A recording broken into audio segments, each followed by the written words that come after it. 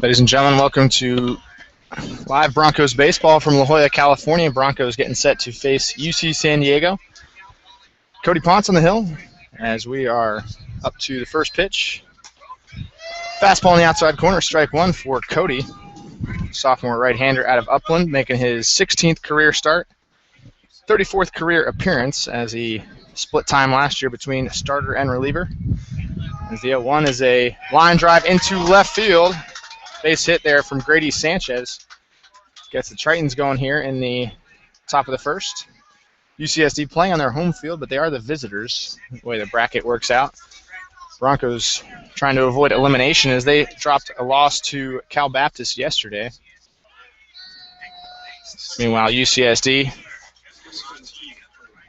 picked up a victory, beating Sonoma State. Tritons, number 1 seed, get to host this 6-team regional. As we get our first look of the day at Eric Lewis, left-handed hitting second baseman. He's an all-West region performer, while Sanchez gets his lead at first. Slider in there for strike one. And I was going to mention keys of the game for the pitchers. Starting pitchers, Troy Cruz and Cody Ponce is keeping that leadoff hitter off base. Ponce unsuccessful in this inning. That's Ponce allowing leadoff hitters a batting average of .397. Cruz, meanwhile, .446 for opposing leadoff hitters. So we'll keep an eye on that as an 0-1 is grounded sharply through the right side. Back-to-back hits for UCSD. Eusebio picks it up, throws it back into second. And Christian Kelly will take a moment to try to settle Ponce in before he goes up against Nick LaFace, right-handed hitting DH, all-West region honoree as well, and he was named the most outstanding player of the CCAA championship tournament in Stockton. Dangerous right-handed hitter in his senior season. Batting .351 on the year, 20 doubles, 5 triples, 2 homers, 47 RBIs, which puts him second on the conference leaderboard, just trailing Broncos left fielder David Armendariz.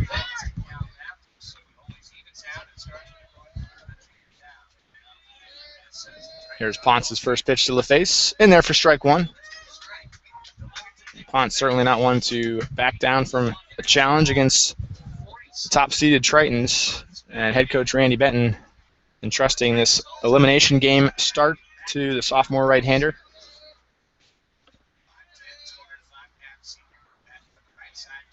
Here's the 0-1 pitch. Slider missing low, ball one.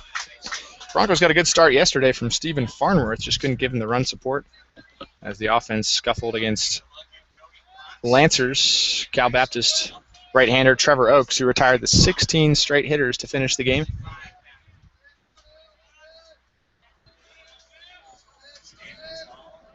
Here's Ponce's pitch. Slider driven into right field. Is that going to be a fair ball? No, it's going to curl foul as the count is now 1-2.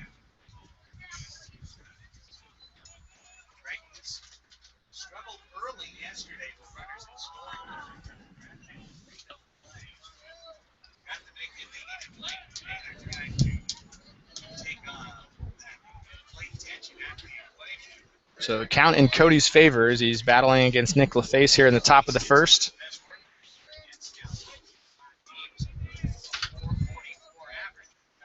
As he gets a sign from Kelly. Into the stretch, the 1-2. Another slider tapped up the middle. Cooksey, no, he's not going to be able to get to it. Tritons are going to send Sanchez in. He's going to score. Broncos try to get the other runner going to third. So that'll be out number one. Smart decision there by Chris Carlson to send that throw into third, cutting Eric Lewis's chance at the base pass, chance to stay on the base pass short. So one out on the inning, but the Tritons have jumped out to a 1-0 lead thanks to an RBI hit from Nick LaFace.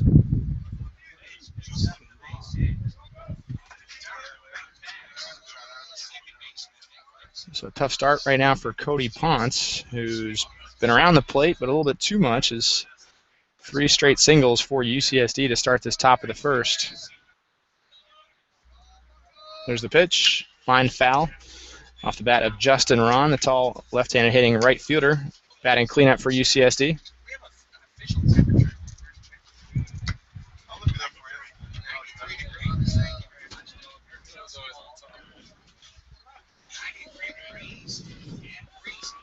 Ponce gets a sign from Kelly. Delivers the 0-1. Another slider missing low. Ball 1.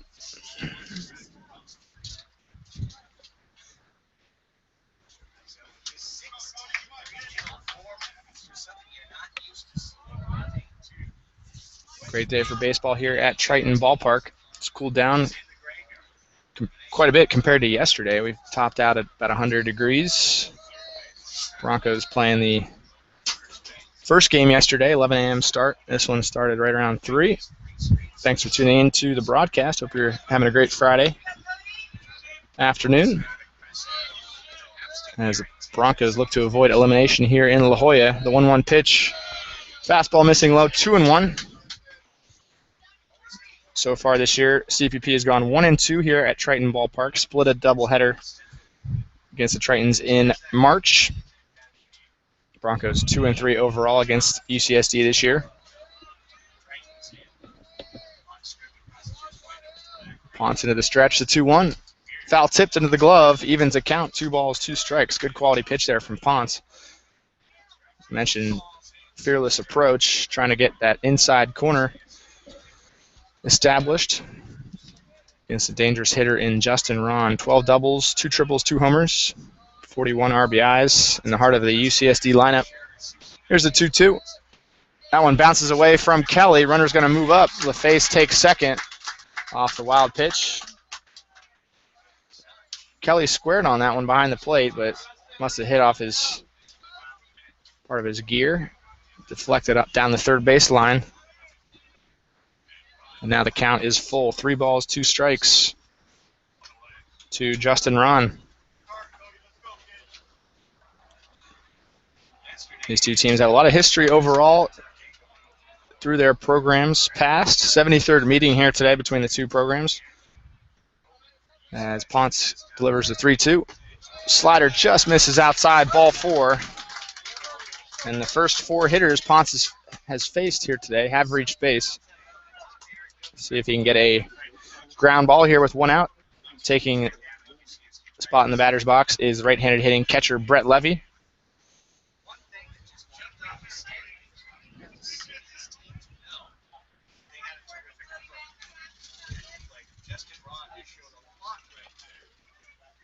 Broncos infielders not paying too close attention to the runners as they don't want to open up any holes in the infield. Try to get a double play potential here as Ponce delivers the first pitch to Levy. It's in there for strike 1. Yesterday we did see Bo Walter sneak in behind a runner at first. It was a close pickoff attempt. Unsuccessful though.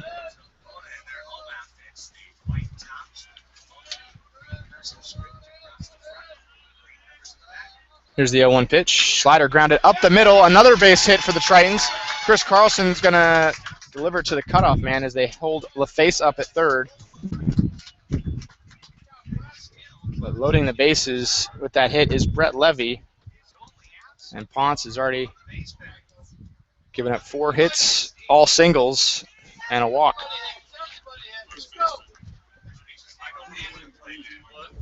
And pitching coach Brett Latchman is going to talk things over with Cody Ponce.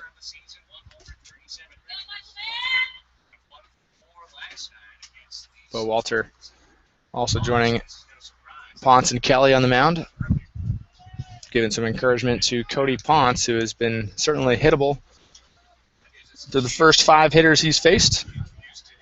Talked about the history between the Broncos and Tritons. Ponce also with a couple starts against UCSD. The one earlier this year was on February 22nd here at Triton Ballpark. Went 8 innings strong, giving up just 6 hits. 3 walks, 3 Ks.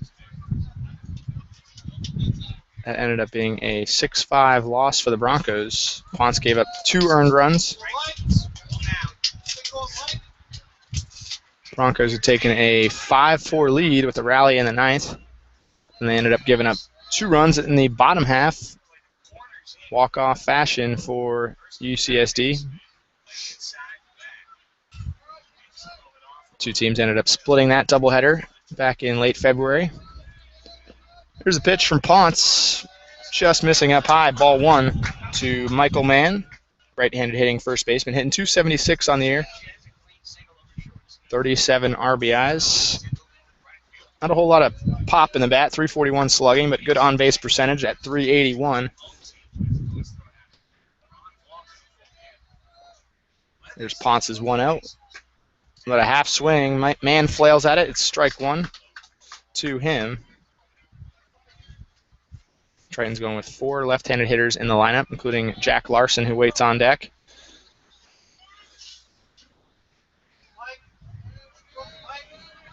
One pitch. Driven into deep right center. Chris Carlson and Eusebio trying to chase it down. Carlson can't come up with it on a diving attempt, and it's going to be 2 Tritons coming around to score.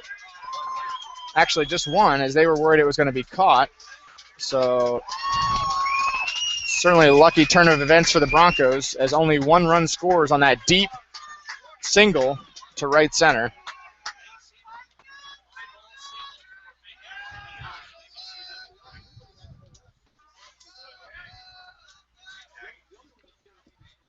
So with the first six hitters reaching base, you can certainly consider the Broncos lucky, as there's only 2 runs have scored, but the bases are loaded. Cody's still got his work cut out for him.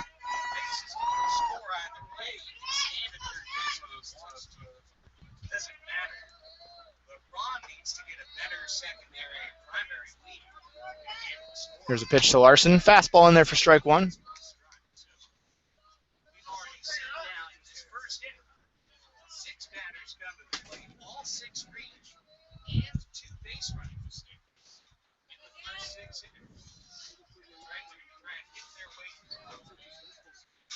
Here's Ponce's next pitch. Outside corner, strike 2. So good job in this at bat, getting ahead of Larson in the count. And with 1 out, either hoping for a ground ball or a potential strikeout. Larson, 25 strikeouts on the year, fairly average with his 143 ABs. Here's the 0-2 from Cody. Just misses outside, 1 ball, 2 strike. Count to Larson.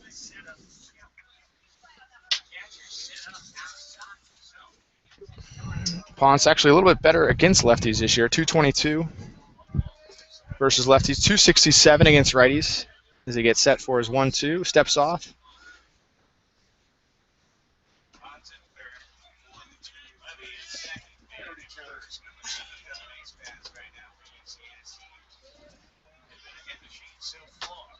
Ponce delivers the 1-2. Nicely done. Backdoor slider rings up Larson as he goes down looking. And with 2 outs on the board, UCSD will send Garrett Tuck to the plate.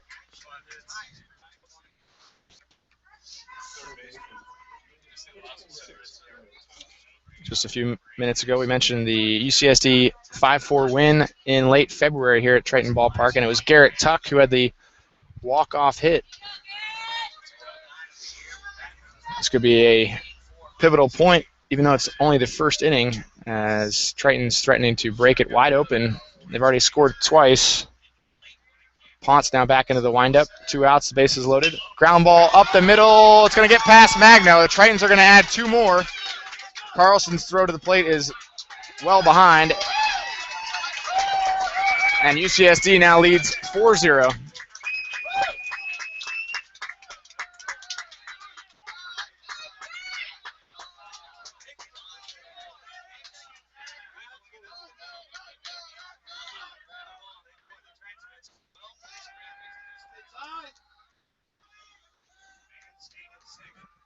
So Ponce can't make the big pitches there in the bases loaded situation, and now Broncos have fallen behind 4-0.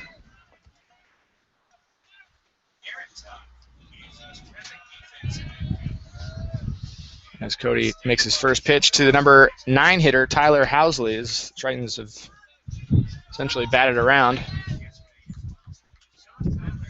1 through 9 have put up 6 hits in this top of the first. UCSD might be asking to be visitors all next year as they are on a roll here before the Broncos have even had their turn at the plate. CPP designated home team wearing their white unis. Tritons in their visiting blues. Ponce now once again works ahead of the hitter. 0-2. See if he can finish the job here against Housley. The pitch, fastball, outside corner. So a couple strikeouts in the inning for Ponce, but Tritons have jumped all over CPP. They lead 4-0. We'll break for just a moment.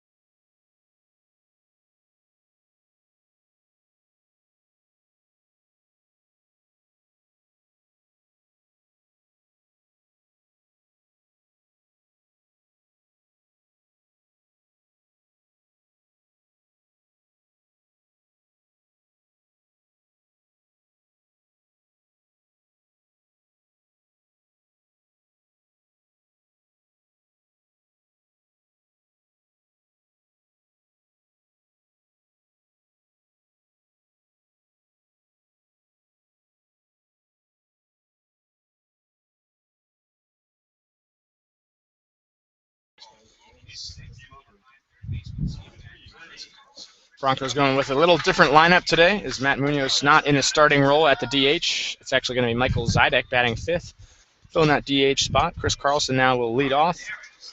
In the bottom of the first, left-handed hitting senior center fielder. He'll go up against Troy Cruz, All-West Region performer for the Tritons. Two-way player, can swing the bat, and he can certainly pitch. He's got a 7-3 record, 2.85 ERA. His last start came against Chico State, as that was in Stockton last week. 5 innings pitched, 9 hits allowed, 5 earned runs. Broncos bats will be put under a little bit more pressure as Ponce gave up 4 runs in the top of the first. See what Carlson can do here in the first AB. Tries to bunt his way on it, rolls foul, strike one.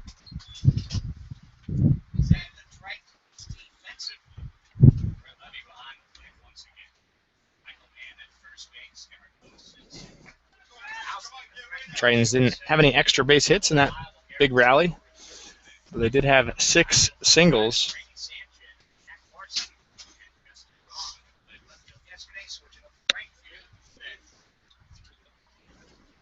As the 1-1 from Cruz, Carlson takes outside.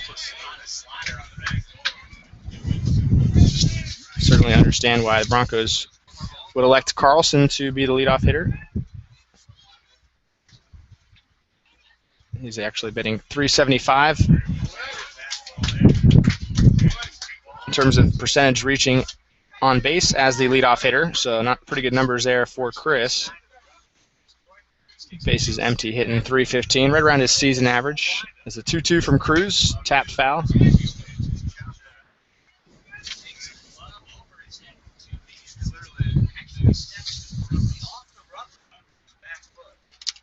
Talked about Ponce and how important it was for him to keep the leadoff hitters off base. Same for Cruz, as he's allowed a .446 average to leadoff hitters.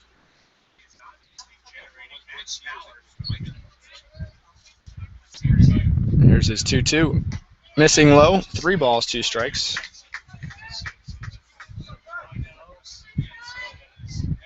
Certainly Carlson and Munoz, likely the 2 most patient hitters for the Broncos in our 2014 roster. Carlson with 24 walks as he lines this one to first, but it's snagged by Michael Mann, out number 1 here in the bottom half of the first.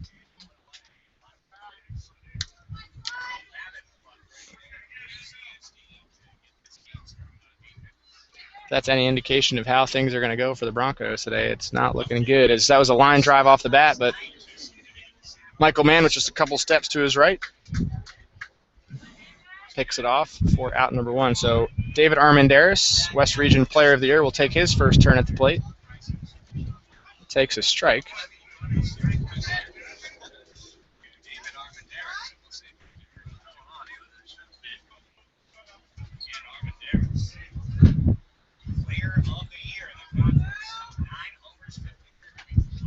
Cruz into the windup. The 0-1. Armendariz thought he held up, but they appealed to first. And Rich Padilla, first base umpire, signals it was a strike. Armendariz crossing the plane, according to Padilla, so David will have to battle with 2 strikes. 17 doubles for David this year, 2 triples, 9 homers as he takes outside ball 1. His former team, Cal Poly SLO, is having a heck of a year as well, as he transferred in from the Mustangs program just before this academic year. Here's the 1-2 from Cruz. Slider tried to hold up again. It's a foul tip, though, into the glove of the catcher, Brett Levy. So out number 2 here for the Broncos.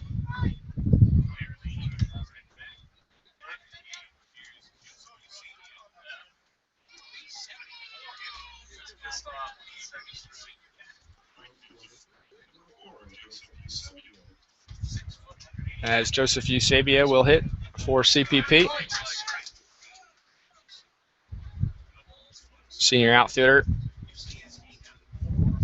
Hitting .374 on there. He had 8 hits in Stockton last week. Made his way onto the all CCAA championship tournament team. Cruz misses outside, 1-1 to Joseph.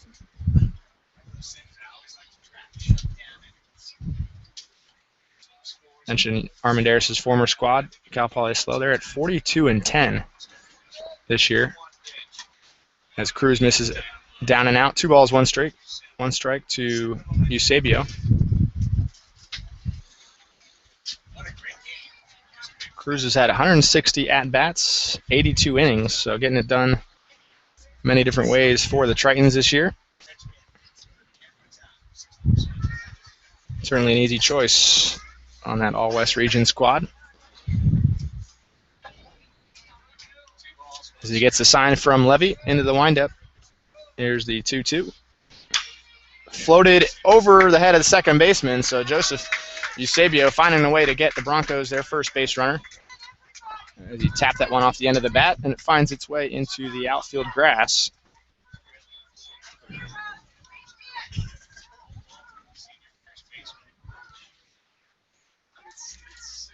We got seniors through the first 4 spots in the lineup today for the Broncos. Here's the 4th, Bo Walter. Certainly has got a good chance for a Gold Glove award this year, as he's still got his fielding percentage at a perfect 1,000.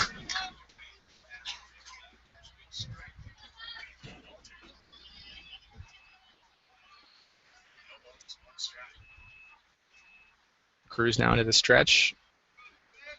Eusebio gets his secondary lead as this one's bounced to the first baseman. Michael Mann with a diving stop.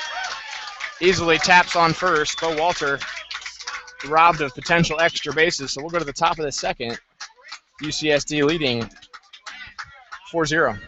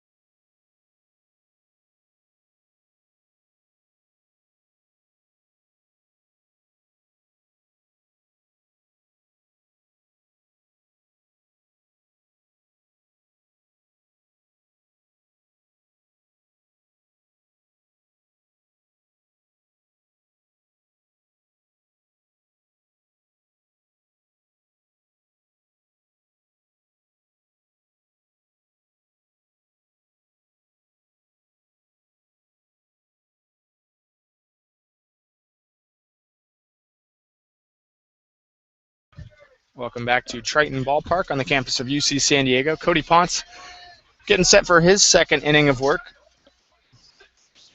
Here's to hoping that he fares a little bit better as he gave up the 4 runs in the top of the first. And he'll go up against the same order of hitters. Leadoff hitter Grady Sanchez taking a strike. As UCSD going through their full lineup in that first inning rally. Had six hits combined. As Ponce's pitch, Sanchez offers a bunt at it, takes for strike 2.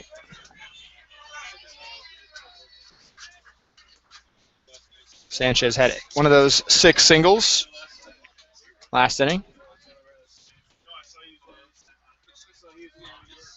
There's the 0-2. Big curveball there, and it's just tipped at the plate. Sanchez stays alive. Count remains 0-2. Be sure to follow both of these teams on Twitter at CPP Broncos and at UCSD Tritons.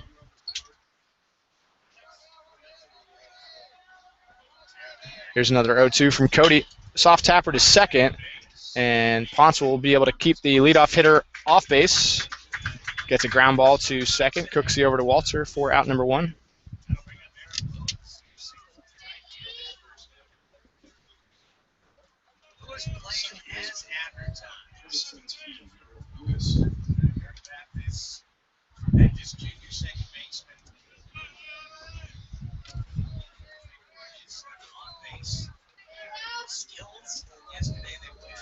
Eric Lewis stepping to the plate. Also had a single in that first inning as he grounds this one to second. Another play for Cooksey, but he can't come up with that one. That one goes right between his glove and his hand, so likely error there for Cooksey. Puts Lewis on base with 1 out. Opened up his defensive stance just a little bit too much. Otherwise, might have had a better chance at knocking that one down, but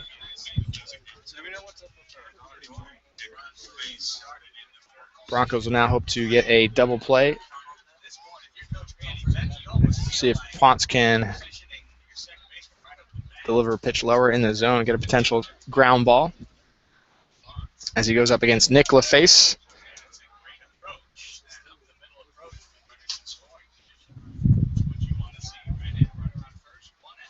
UCSD and CPP played each other in Stockton. It was a walk-off win for the Tritons. LaFace had the game-winning hit as Ponce delivers the first pitch to him. And this at-bat's a strike on the outside corner. Certainly was impressed with LaFace that game as he had struck out 3 times prior, but stuck with it. Came up with that game-winning hit down the left field line. Ponce with a big pitch here. Misses outside. 1-1. Eric Lewis, not a threat on the stolen base category. 2 out of 3. As he takes pretty modest lead at first. Walter holding him on. Here's the 1-1. Slider hammered foul. Pushes the count to 1-2. Ponce, throughout his 2-year career as a Bronco, 9-6 record, 2.38 ERA. Really, this is the biggest start of his career to this point.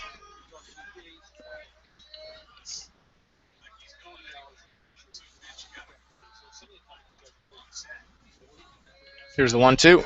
Fastball misses outside, 2-2. Broncos returning to the NCAA postseason for the first time since 2011. It's the second appearance, though, under the leadership of head coach Randy Benton in his 4th season.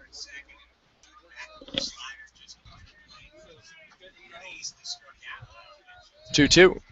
Soft tapper to short. Magno charges, throws the second for the force out. They're going to try to turn 2, and Rich Padilla singles safe.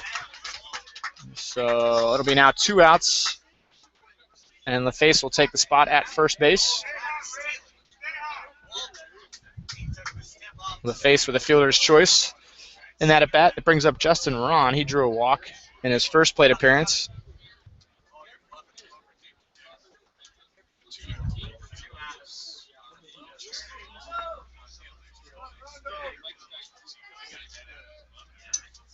So left-handed hitting right fielder to the plate.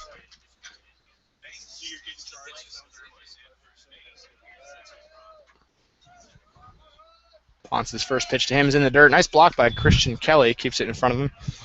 LaFace retreats to first. Talk about Carlson and Munoz being the two most patient hitters for the Broncos. UCSD with 3 really good hitters in terms of taking pitches.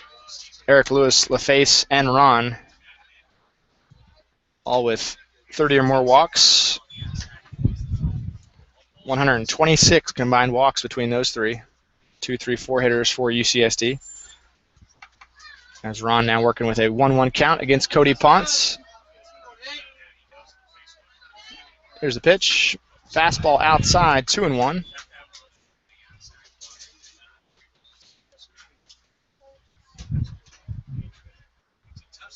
Broncos playing pretty good shift on right now against the left-handed hitting Ron. Magno right around the second base bag. Just about 5 feet, 4 or 5 feet left of the bag. As a 2-1, tapped foul, 2-2 now. Outfielder is pretty straight up. The infield is in that drastic shift. Cooksey, as you can see, right at the edge of the infield dirt and the outfield grass.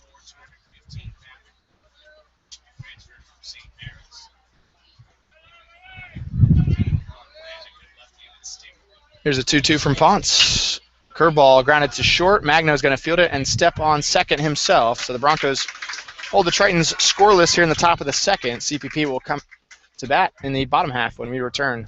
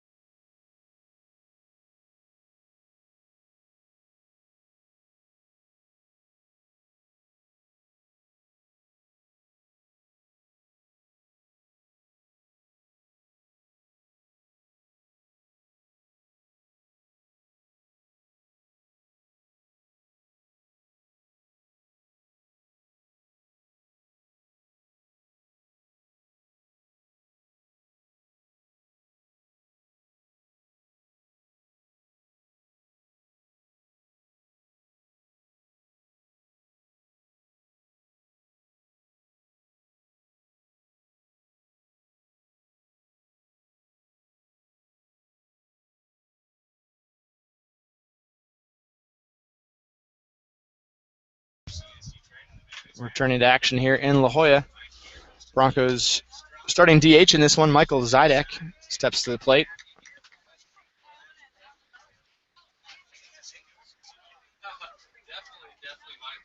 Here's the next pitch from Cruz. Slider in there for strike 1.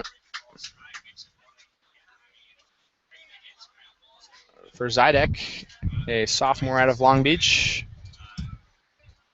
making just his 4th start of the year. Here's the 1-1, and it's going to be hit over the second baseman's head. A nice piece of hitting there from Zidek as he was jammed, but he's able to fight it off, float it the opposite way for the Broncos' second hit. Most of Zidek's appearances this year have been in the pinch hitting role, but head coach Randy Benton decided to switch things up, trying to get the offense back on track as Nick Cooksey will take his turn at the plate with no outs here in this bottom of the second.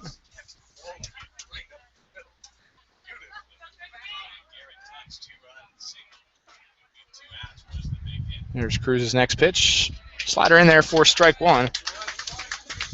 Troy's been relying on that pitch heavily here in the early going, keeping the Broncos hitters off balance.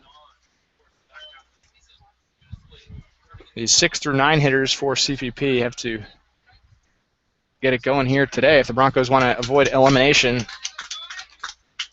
Cooksey, Andrade, Kelly, Magno One in the last couple weeks.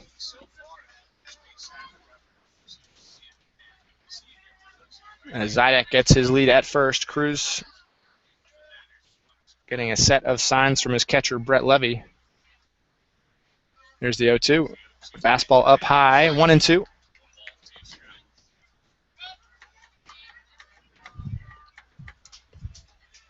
Earlier today at Triton Ballpark, Dixie State knocking off Sonoma State.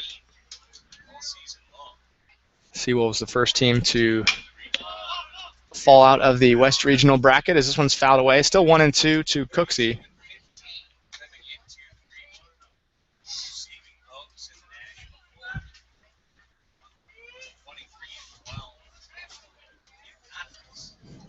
This marks the 5th consecutive game for the Broncos that they're facing a nationally ranked team. Also the 8th out of the last 9 games, so certainly it's been playoff baseball for quite some time. Playoff style baseball, I guess you could say, as they face Chico State in that final regular season series. Now a 2-2 count between Cruz and Cooksey. There's the pitch. Foul tipped. In and out of the catcher's glove. Cooksey stays alive. Steven Andrade, the freshman of the year for the conference, waits in the on-deck circle.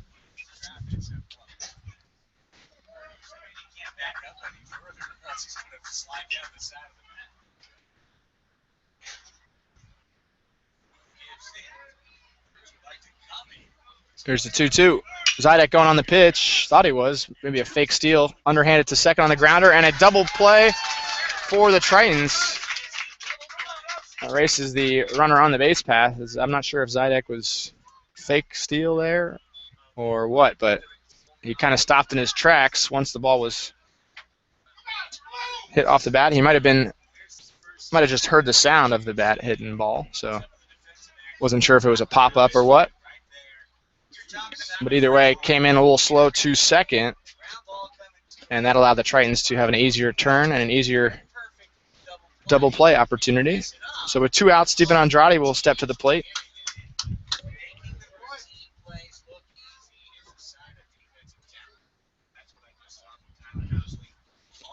Andrade, excuse me, Andrade batting .250.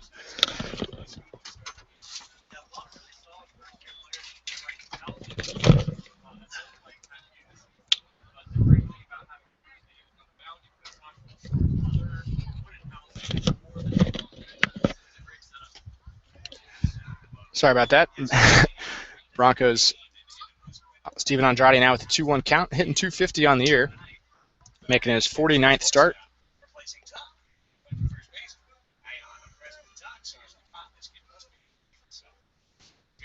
As this one's driven into center, it's going to be an easy chance for Larson. Makes the catch for out number 3. So the Broncos are retired. We'll go to the top of the 3rd. UCSD still leading 4-0.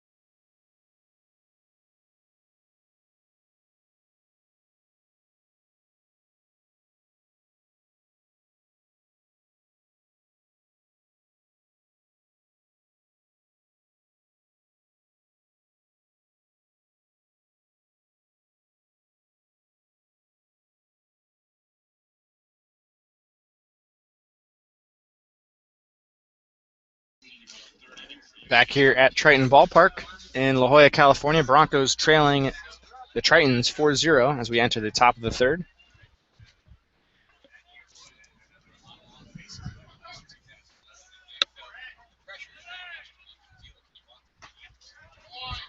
as Ponce misses inside to Brett Levy.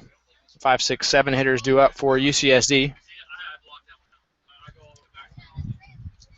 After giving up 4 runs in the first, Ponce was able to settle back in and hold the Tritons scoreless in the last inning. As it's now an even count, 1-1 to Levy.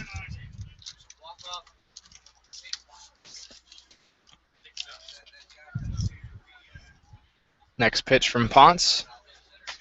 Up and in, almost hit Levy, but he avoids that. Pushes the count to 2-1.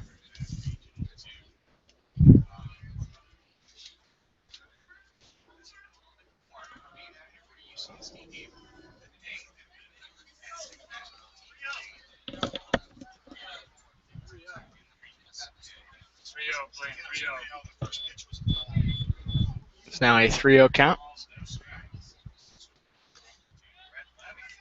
to Levy. Fastball in there for strike 1.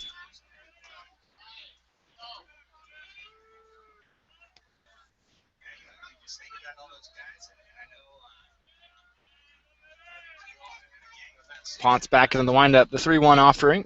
Up and in, and once again almost hit Levy, but it's going to be ball 4 the old-fashioned way as Levy reaches first.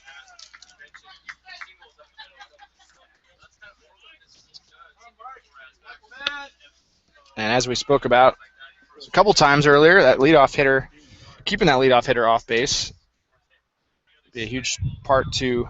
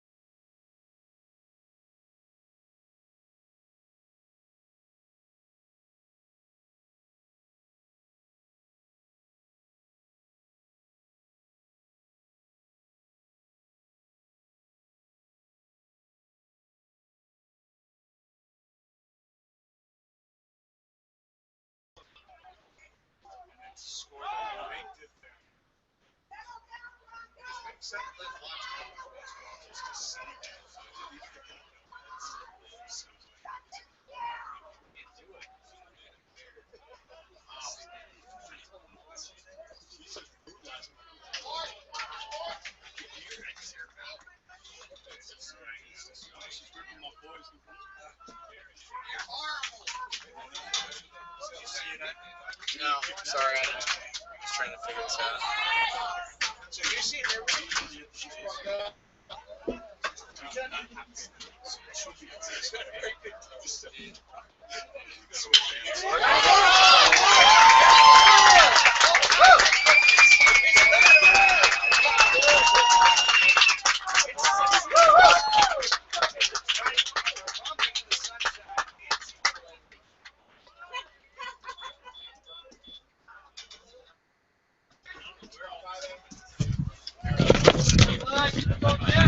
So apologies for the technical difficulties. Encountered similar issue yesterday, but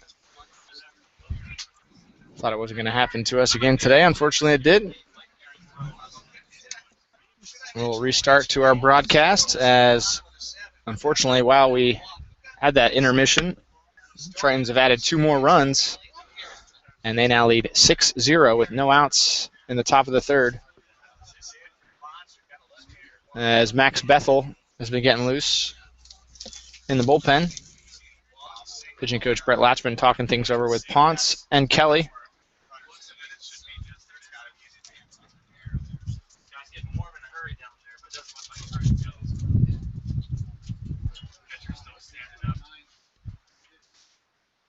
Mike Phillips serving as the bullpen catcher right now for the Broncos.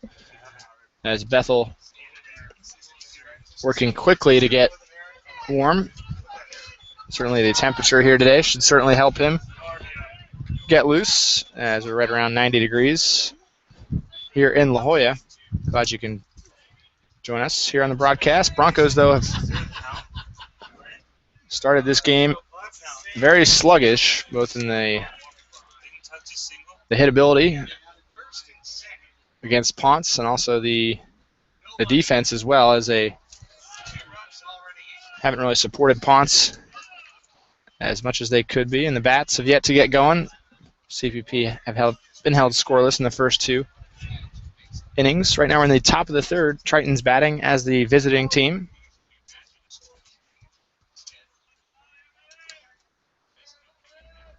As with runners at first and second. Here's the pitch. Outside with a fastball.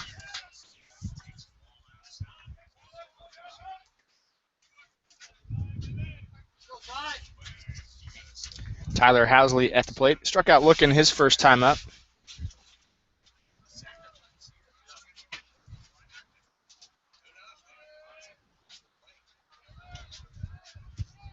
Here's Ponce's next pitch. Housley trying to bunt his way on, but he rolls it foul.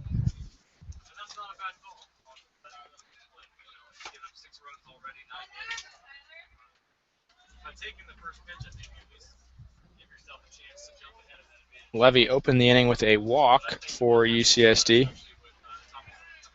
Mann and Larson and Tuck following with 3 consecutive singles.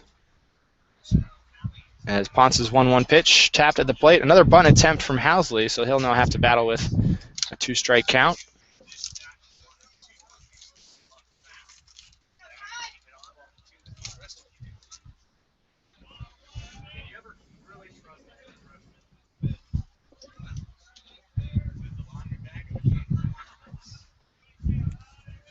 Housley, the number 9 hitter in UCSD's lineup. As he gets the 1-2 pitch, fastball just outside. 2 balls, 2 strikes between Ponce and Housley.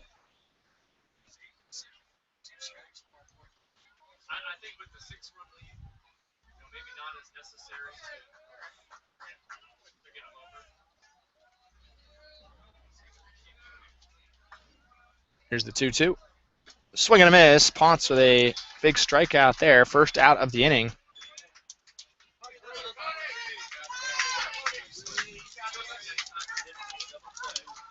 And head coach Randy Benton making the quick sprint to the mound, and that's going to be the end of Ponce's outing. Max Bethel will take his turn. We'll break away for a moment.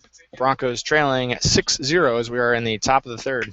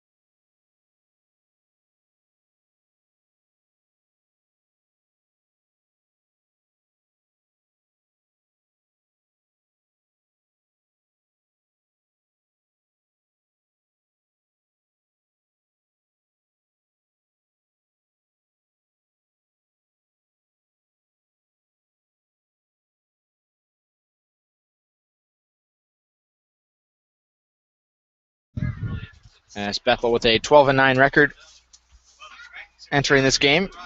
12-9 in his career, and this is just his second relief appearance for the Broncos.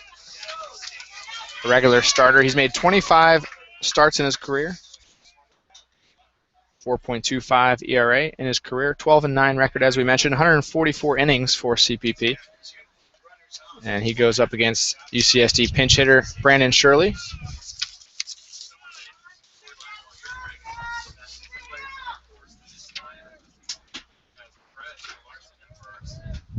Certainly, if the Broncos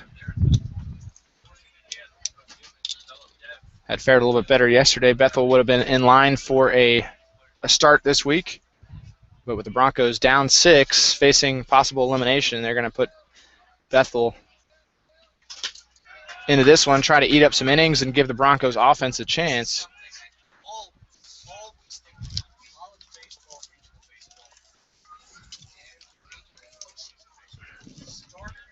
Broncos coming in at 32-16. Tritons, meanwhile, 36-14.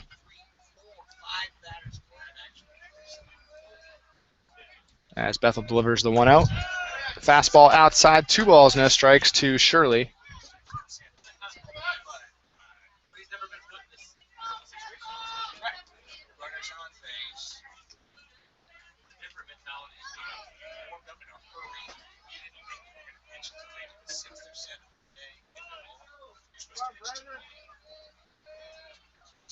Bethel's 2-0.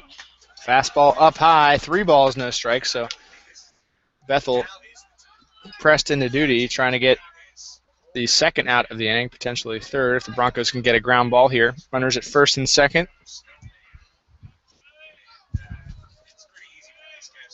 And we've played about 55 minutes of baseball, and it's been all Tritons. They've jumped out to a 6-0 advantage. As Bethel's 3-0 is a fastball in the outside corner.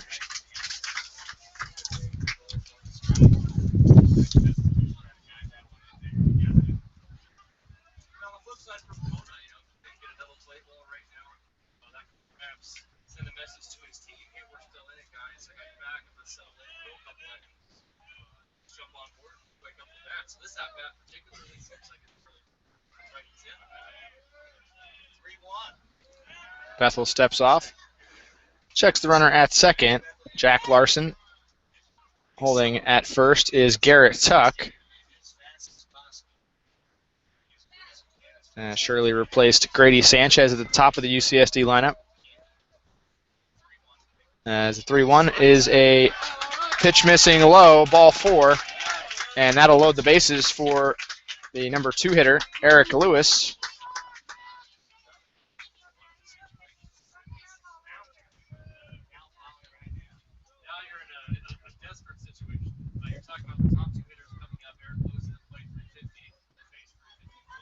As we look at Bethel's numbers against lefties, with the lefty Eric Lewis stepping to the plate.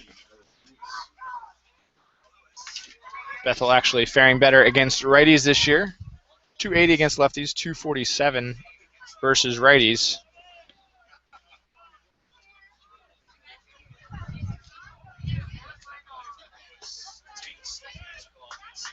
Lewis taking ball 1. Bethel a little bit more of a fly ball out type of pitcher. 108 fly outs, 72 ground outs. Deep fly ball. Could score a run with a sac fly. UCSD obviously open for more. Meanwhile, Bethel still's got the double play in order. See if he can get that elusive ground ball. As the 1-0. Check swing. Did he hold up? Appeal to third. Said Lewis did not go around on that pitch. So 2-0 the count.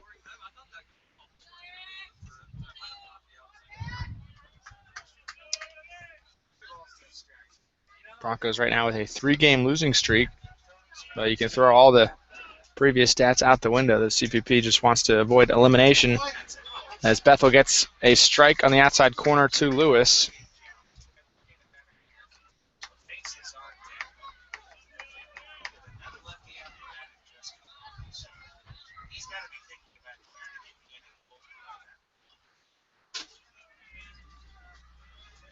Here's the 2-1 for Max. Driven into deep right. Eusebio backing up a couple steps. He'll make the catch for out number 2, and that is a sac fly. Scoring on the play is number 16, Jack Larson. So it's now a 7-0 lead. Now 2 outs for the Broncos in the third.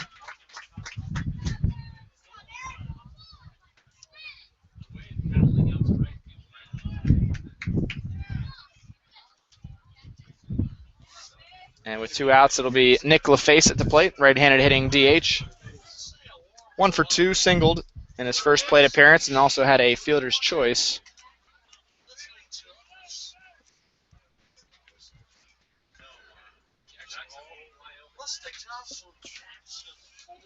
And they're going to intentionally walk LaFace with a first and third situation. Certainly, Justin Ron will take that as a sign of disrespect, but Bethel and the Broncos want to work against the left-handed hitting right fielder, the cleanup hitter, Justin Ron, loading the bases in the process.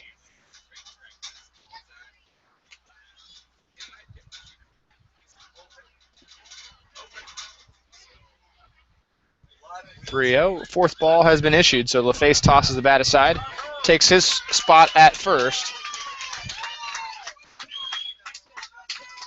And Justin Ron will take his turn at the plate. 0 for 1, walked and grounded into a fielder's choice.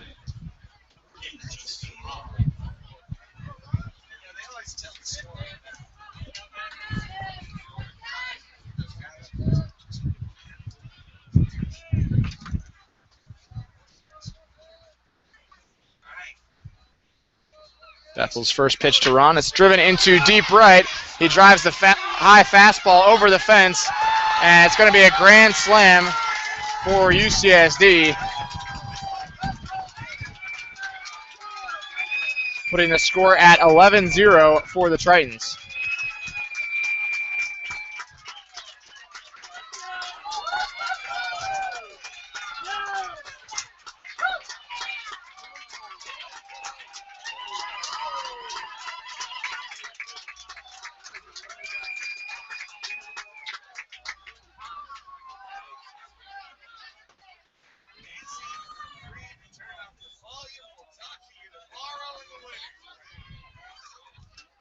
So kind of at a loss for words as the Broncos now falling behind 11-0.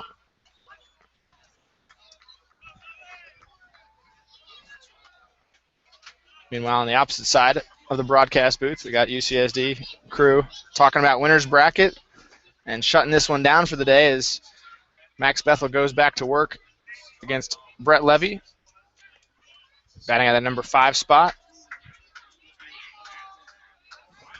Unlike softball, there's no mercy rule in baseball, as the Broncos going to have to try to put up some kind of fight here today, as we're only in the top of the third. UCSD serving as the visiting team, technically, the way the bracket's sorted out, as Bethel now with the 1-2 pitch to Levy. Inside corner, so the Broncos do get that third out, but not before UCSD puts up a 7 spot here in the third inning. We'll go for a quick break. Broncos coming to bat.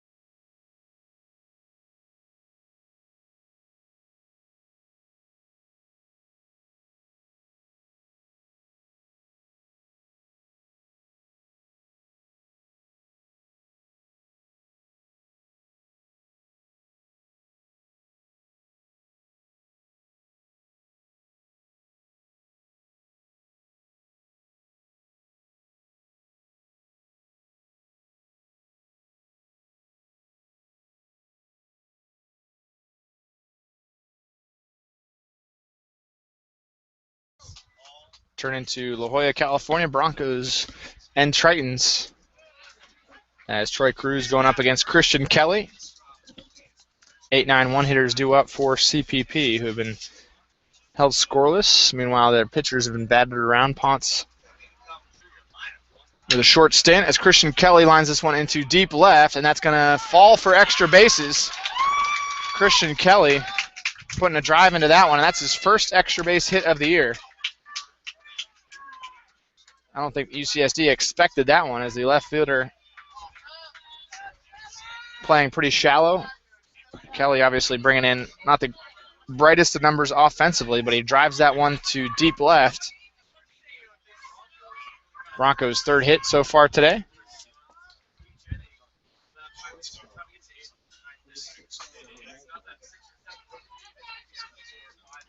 Tritons hitters, top half of the lineup has already had 3 plate appearances each. Broncos still trying to get through their lineup. As Magno lines this one, no, not really a line drive. Actually a floater to first.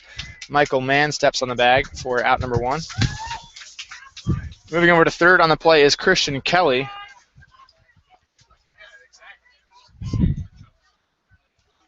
And now Chris Carlson gets his second plate appearance of the day.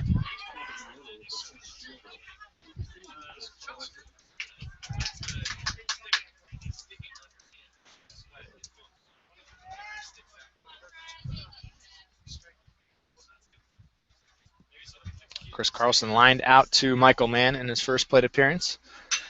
Drives this one into left center. That's going to hang up for a fly ball. Tagging on the play is Christian Kelly, so the Broncos will not be shut out as they get their first run.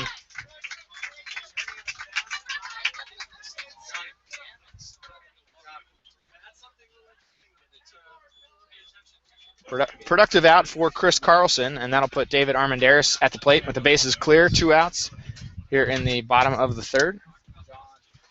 Now an 11-1 score in favor of UCSD. Here's Cruz's next pitch, missing outside.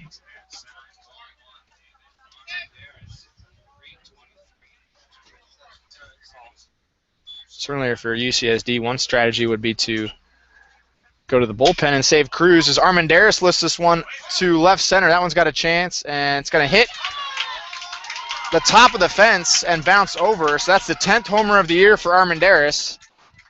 And the Broncos with a quick second run. Armendariz with a sprint around the bases as he's not looking to drag that one out. And the Broncos have cut it to single digits in terms of the UCSD lead. It's 11-2 now, the score, and Joseph Eusebio will step to the plate.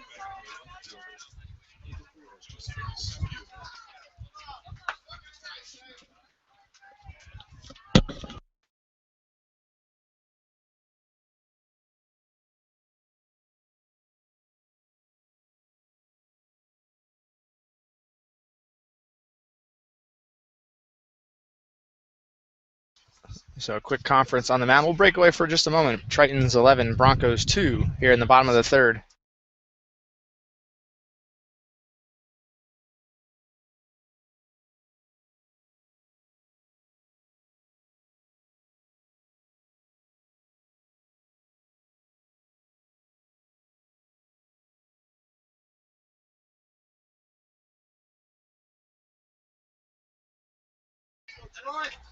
So the Broncos connecting for 2 runs here in the bottom of the third.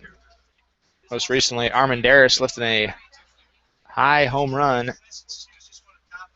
Took a strange bounce. I think it hit right at the top of the fence because there's nothing behind there but bushes. So Eusebio, first pitch swing. Cruz gets a ground ball, and the throw to first is in time. So the Broncos are retired. We'll go to the top of the fourth. 11-2 in favor of UCSD.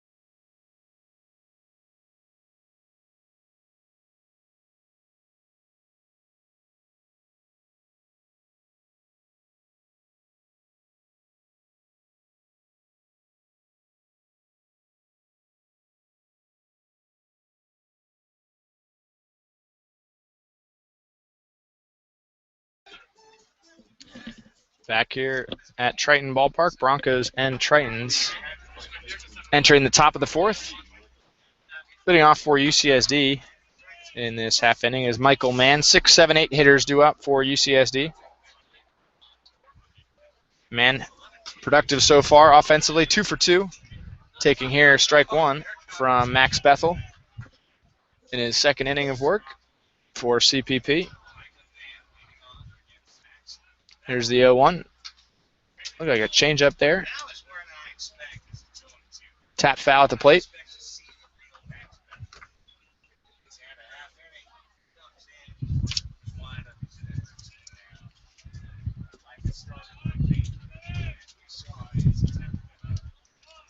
Into the windup, the 0-2.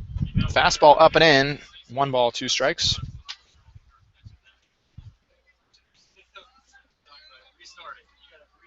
Broncos pitcher is not afraid to work both sides of the plate. Ponce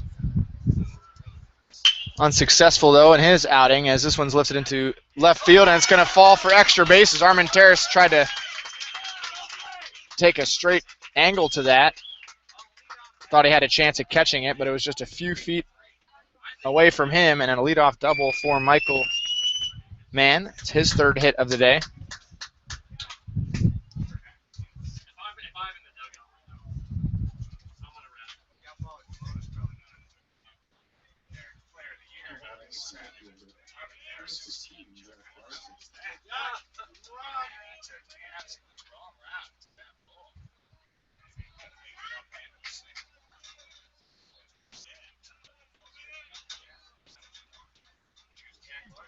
And time is called by Christian Kelly as he and Beth will try to get on the same page. Going up against the left-hander hitting center fielder Jack Larson.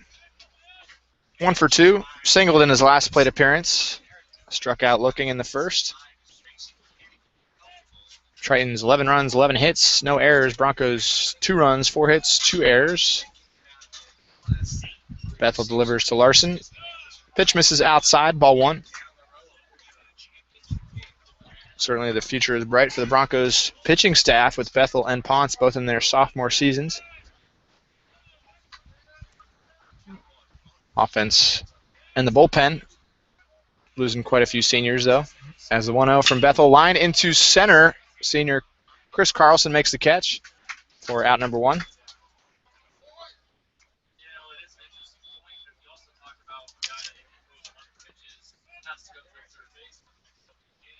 Thinking back to the senior day at Scalinas Field. Seems like forever ago, but it was a great ceremony there. Pre-game ceremony honored the 10 Broncos seniors in that group. Joseph Eusebio, the only senior to have played all 4 years with the Broncos. And he's certainly risen to the occasion here in the playoffs. Mentioned that he had 8 hits last week in Stockton as Bethel's first pitch to Tuck in there for strike 1.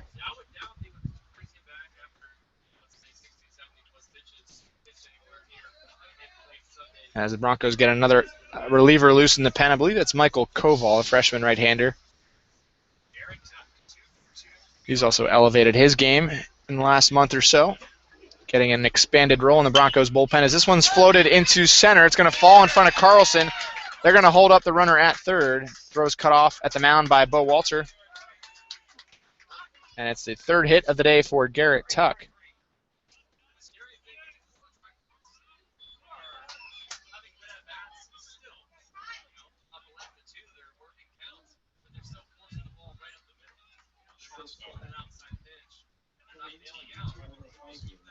Brings up the shortstop for UCSD, Tyler Housley.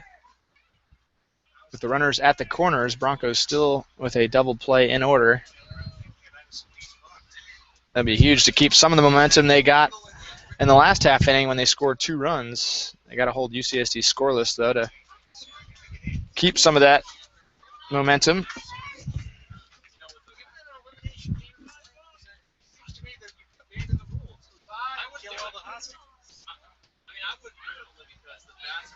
Housley hitting right around 185 this year.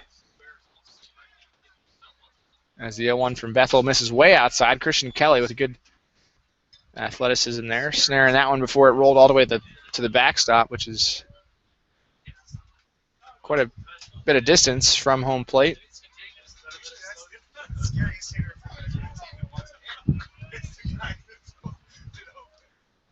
Here's the 1-1 from Bethel. Nicely done with that changeup dropping off the table. Strike 2 on Housley.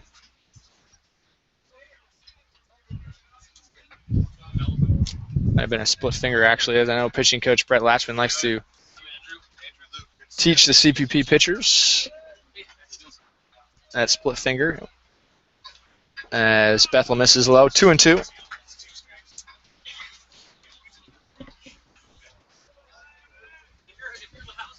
See a lot of the Broncos relievers, right-handed relievers, faring better against lefties. That's a huge part of that success is because of that split finger pitch. Tailing away from the hitter. As Bethel's 2-2. Fastball misses outside. 3-2 is the count to Housley. Don't want to lose Tyler here as you got the top of the order starting up again with Brandon Shirley. He waits in the on-deck circle.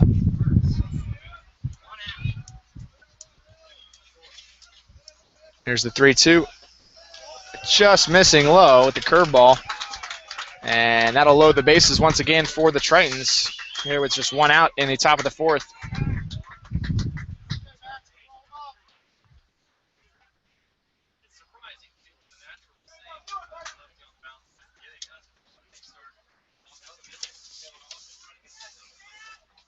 So Brandon Shirley will step to the plate.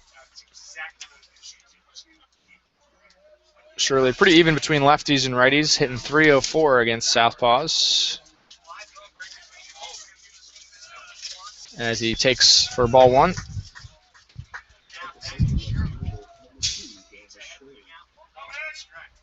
He's got 5 hits with the bases loaded.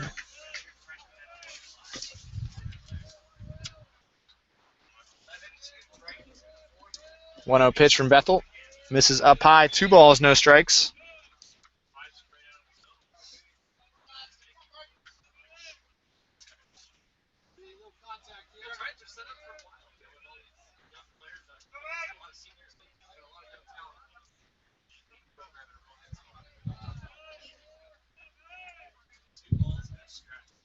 .20 from Max. In there for strike 1 with the off-speed pitch.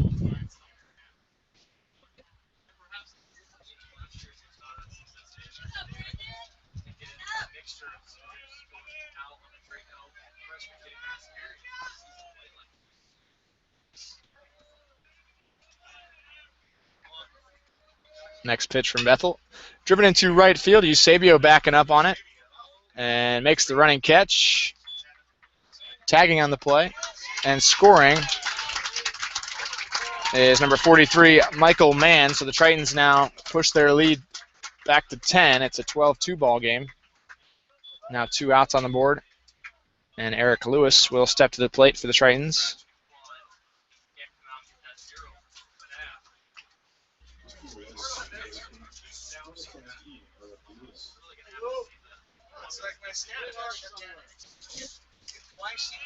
Eusebio's had some tough plays out there in right, but so far so good defensively for the senior out of Walnut, California. As Bethel's first pitch to Lewis is in there for strike 1.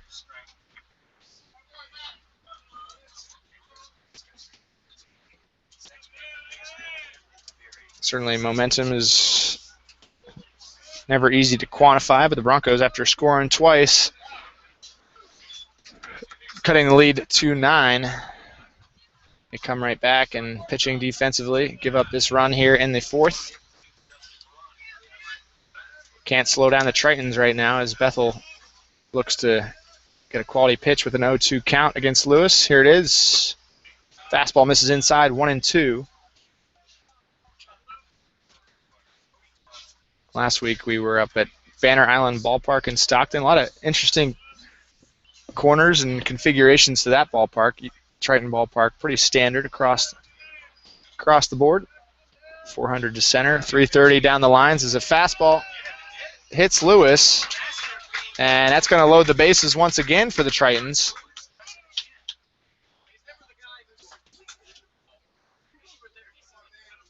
That's the 12th time this year. Lewis has been hit by a pitch.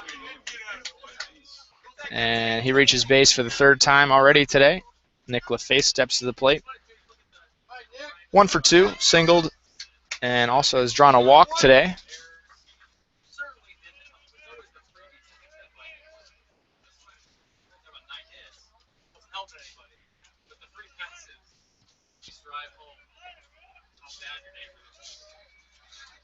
Bethel's first pitch to LaFace, fouled away, strike 1.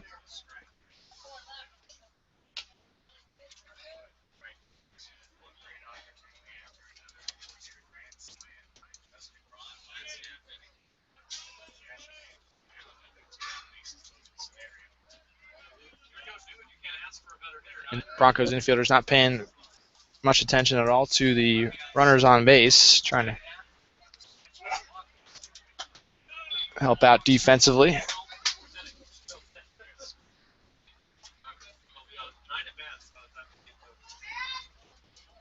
Want to get as much coverage in the infield as they can, not trying to open up any extra holes, as now 1-1 count between Bethel and LaFace.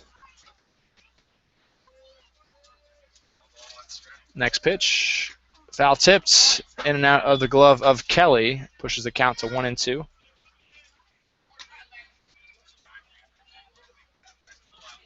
LaFace swinging out of his shoes on that off-speed pitch. Now he'll be battling with 2 strikes. Cal Baptist Lancers have moved into the ballpark, checking out some of the action here between the Broncos and Tritons. CBU in the winner's bracket, getting set to take on Chico later today as Bethel misses up high. 2 balls, 2 strikes. 6-team regional. 4 teams of those 6 are from the CCAA, and 2 from the Pacific West Conference, or the Pac West, as they like to say.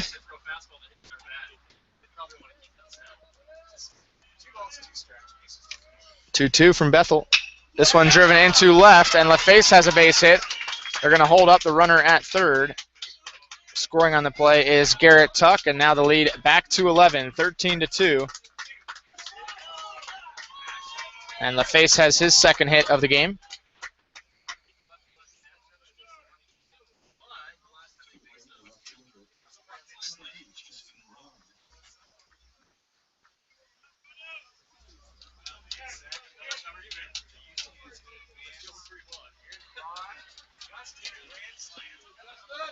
Justin Ron steps to the plate. Bases still loaded for UCSD.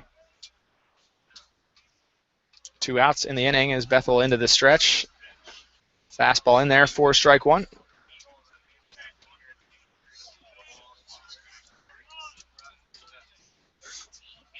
Ron is 1 for 2. Had a grand slam in his last plate appearance. As the 0-1 pitch. Line sharply past Andrade, diving to his right. Rolling along the left field line, Armendariz up with it. And 2 runs across on that base hit from Justin Ron, and it's a 15-2 ball game.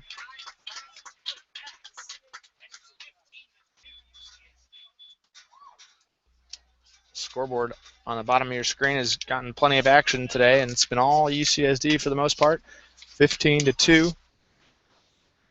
And still 2 outs in the inning. Brett Levy will be up next for UCSD, but it looks like Coach Benton's going to make another pitching change. We're going to see Michael Koval when we return. Broncos trailing 15-2.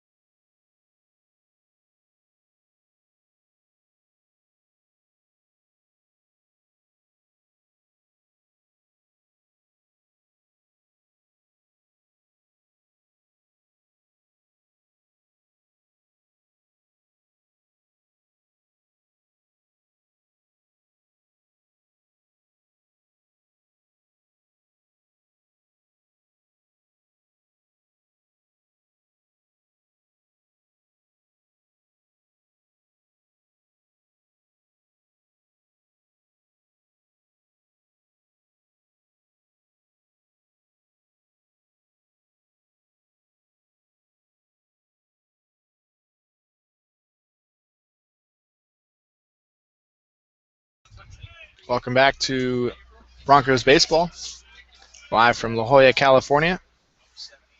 Michael Koval entering for CPP out of the bullpen, and they had a runner caught off guard, but nobody covering. Nick LaFace out there at second base. Justin Ron at first, as he just drove in two with an RBI single.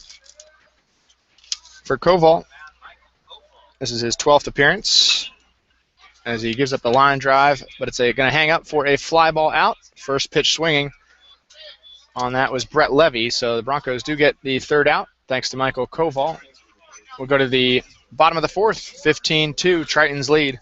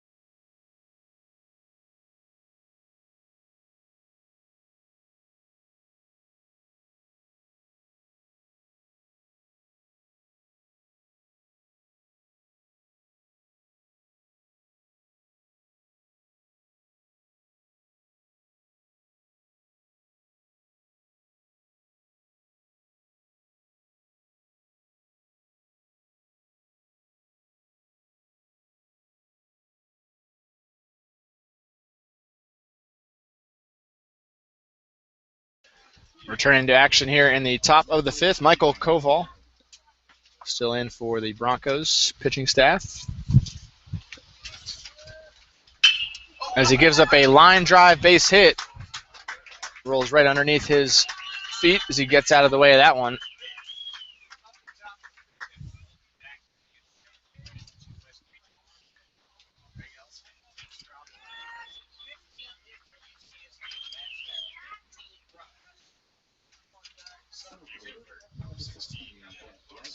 Jack Larson steps to the plate. He's 1 for 3.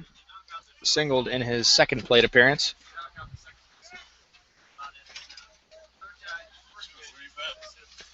Fastball misses down and in.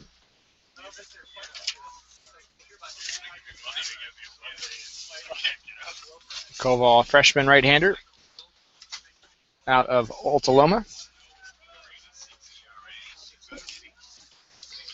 His next pitch is in there for strike one. The latest national poll released earlier this week. Broncos receiving votes just outside the top 25.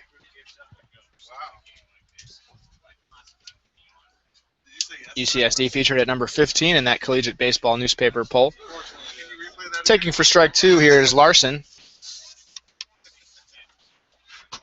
As this is the 8th time in the last 9 games the Broncos have faced a nationally ranked opponent. Starting with the Chico State series to end the regular season as the 1-2 from Koval, line foul.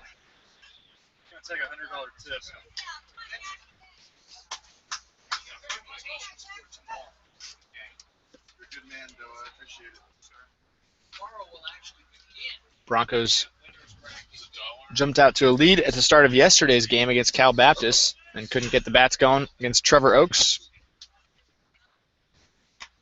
As a swing and a miss puts the first out on the board. Larson retired. We'll bring up Garrett Tuck, who's 3 for 3 on the day with 3 singles.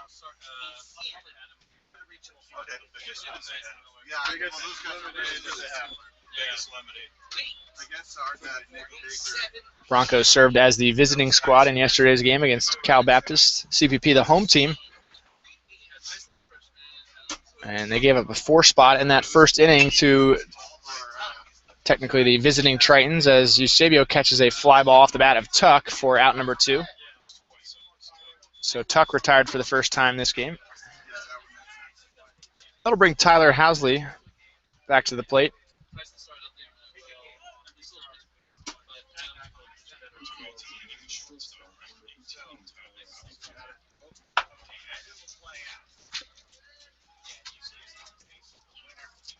As Koval peeks over at the runner at first. Delivers to the plate. Missing outside. No action in the Broncos bullpen as they are hoping Koval can eat up some innings. Cody Ponce and Max Bethel already exiting after short outings as the 0-1 from Koval in there for strike 2.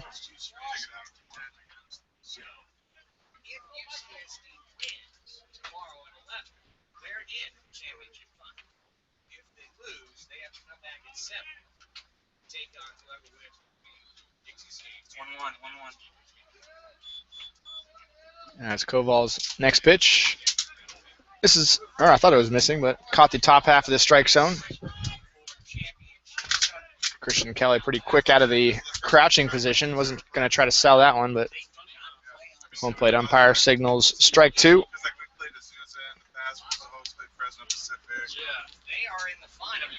Koval's next pitch. Just missing outside. 2 balls, 2 strikes here with 2 outs.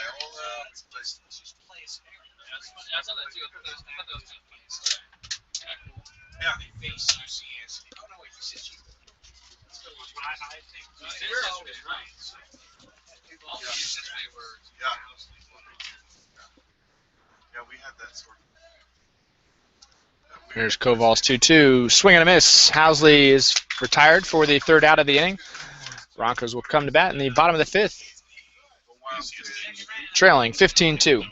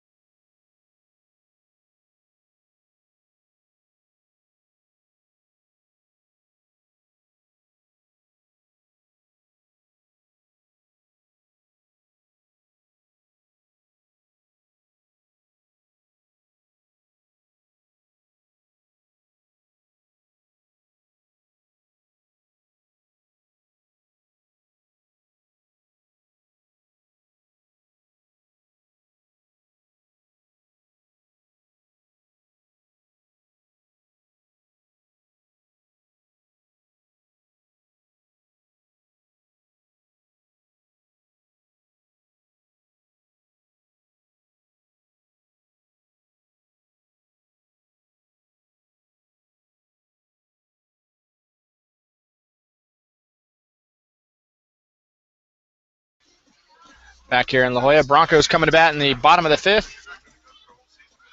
CPP has given up a season-high 15 runs here in this game. Previous high was 10 allowed to Cal State Dominguez Hills back in late February. Steven Andrade leads off. 7, 8, 9 hitters due up for CPP as Cruz gets strike 2 in there. And it looks like Aaron Reynoso is getting loose in the bullpen. We haven't seen him in a game in quite some time. Just one appearance on the year, 2/3 innings pitched. Andrade is retired for out number 1.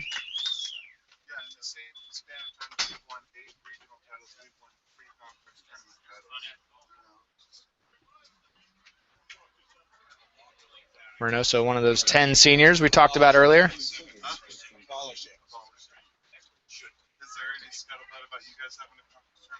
Here's Cruz's first pitch to Christian Kelly, missing outside. Reynoso faced Cal Baptist back in late March. It was a 15-4 win for the Broncos as Kelly takes for strike 1.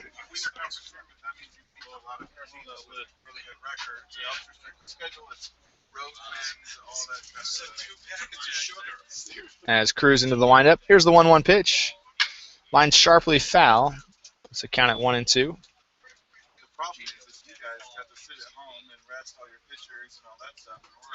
Christian Kelly with a impressive season as a redshirt freshman, especially defensively.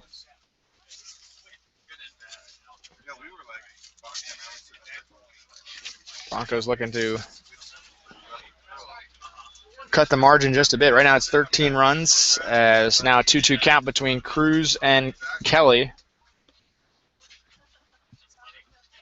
For Christian Kelly, he's got a .985 fielding percentage for a catcher. That's pretty solid as they appeal to first. Said Kelly did not go around, so now a full count to Christian. Kelly's thrown out 6 runners trying to steal a base in 20 attempts. Here's the 3-2 from Cruz. Popped up. It's going to carry into shallow left. And it is caught for out number 2.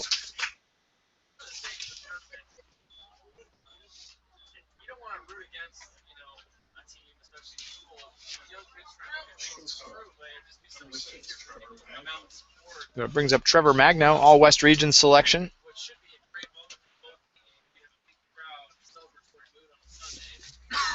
Top of the order, Chris Carlson waiting in the on-deck circle as Magno takes low, ball 1.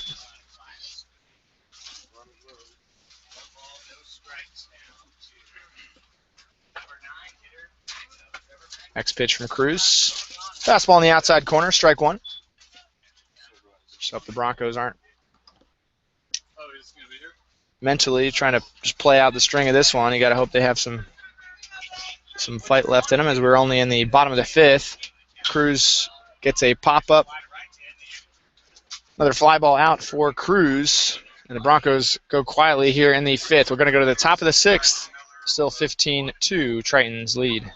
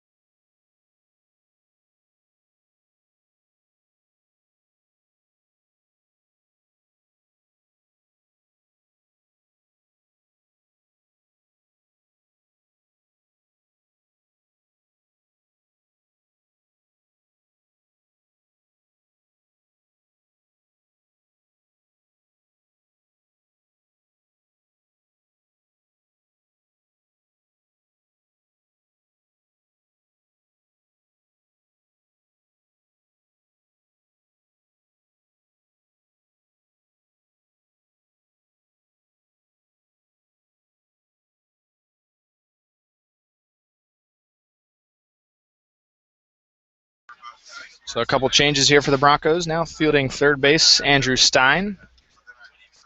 And number 16, Aaron Reynoso, will take his spot on the mound. Pitching now for the Broncos. So 2 seniors entering for CPP.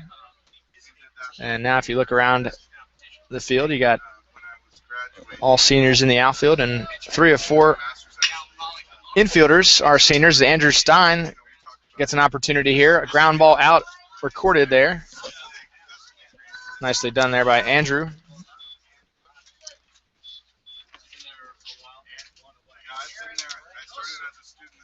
Batted ball always seems to find the new defensive fielders, and that one finding Stein. First pitch swinging was Shirley. So now the number 2 hitter, Eric Lewis, will step into the batter's box.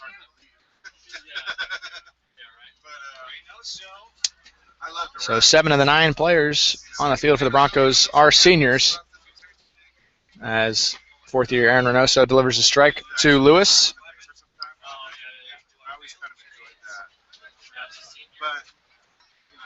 Reynoso making just his 2nd appearance of the season. Mentioned he faced Cal Baptist in late March. Non-conference game over in Riverside. This is 0-1. He's in there for strike 2. Reynoso, an Upland native, standing at 5'10".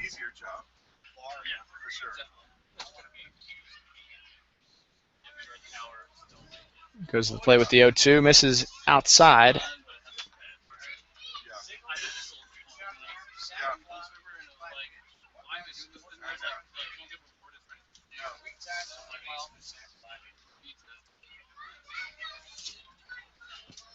Next pitch from Aaron. That one misses as well. 2 balls, 2 strikes to Lewis.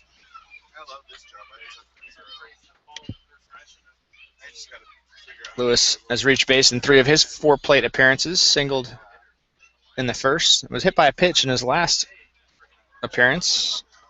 The 12th time already this year he's been hit by a pitch. Finds a way to get on base anyway how. He's got 40 walks on the year. On base percentage at .485. As he continues to fight with 2 strikes, 2-2 between Reynoso and Lewis here in the top of the 6th.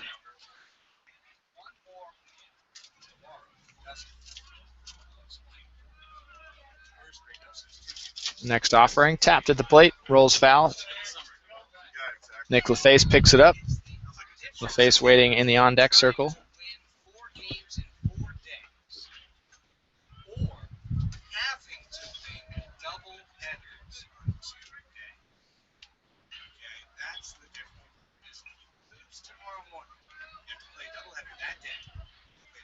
Reynoso accepts the sign from Kelly.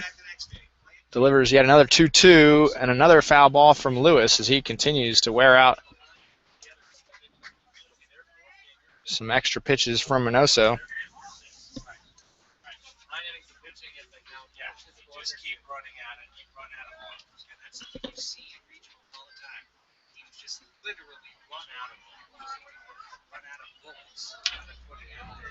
Two-two pitch. Sharp grounder to first. Bo Walter's going to pick it up, wave off Reynoso, steps on the bag himself. Out number 2 here in the top of the 6th.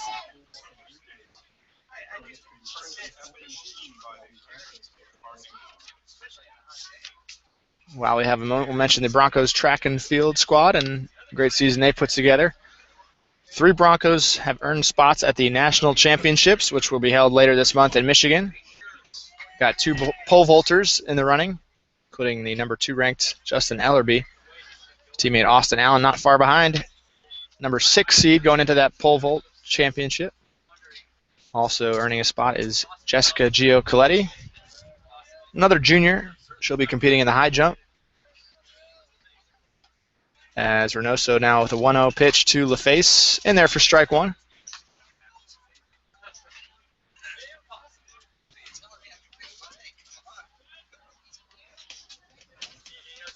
Always got to mention track and field is they don't have any home meets, or they didn't have any this past season. Make sure they get their or know that we certainly admire and appreciate their abilities. They typically excel in the classroom as well. Had a number of them get nominated for COSIDA Academic Awards as the 2-1 from Reynoso misses up and in. 3 balls, 1 strike.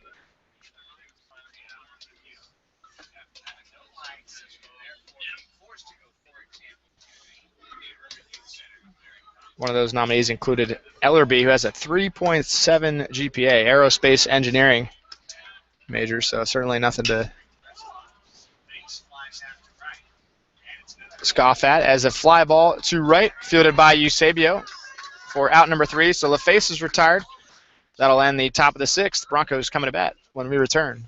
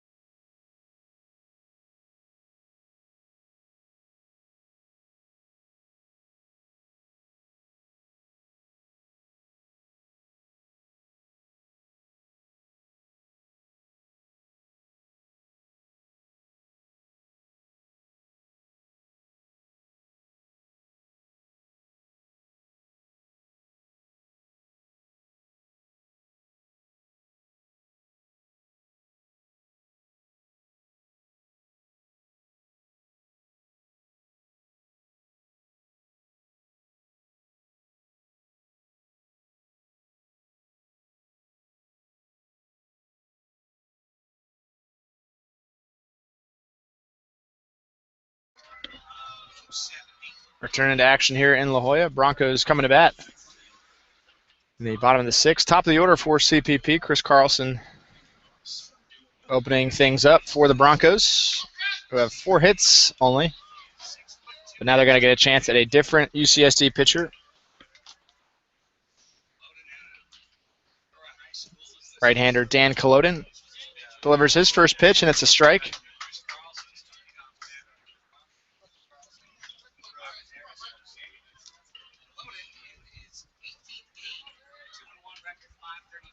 Here's the 0-1 from offering from Culloden. This one driven into deep center. Tracking it is Larson. Catching it for out number 1. Armendariz will step to the plate. So even if the Broncos aren't having fun, the kids here at the ballpark are. They're fully engaged in a water gun fight. Just trying to stay cool in this hot day in La Jolla. Armendariz had a solo home run earlier in the game that was produced one of the Broncos' 2 runs as he takes outside.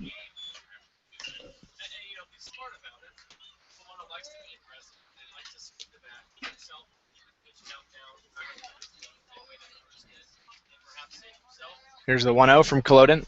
Driven into deep left. That one popped off the bat, and that's going to hit up against the fence. Nice diving or leaping attempt there from the left fielder. But Armendariz, another extra base hit there with a 1-out double. Joseph Eusebio will take his turn at the plate.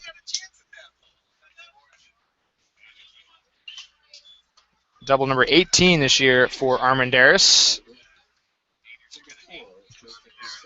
Ranking in the top 5 among CCAA players in that stat.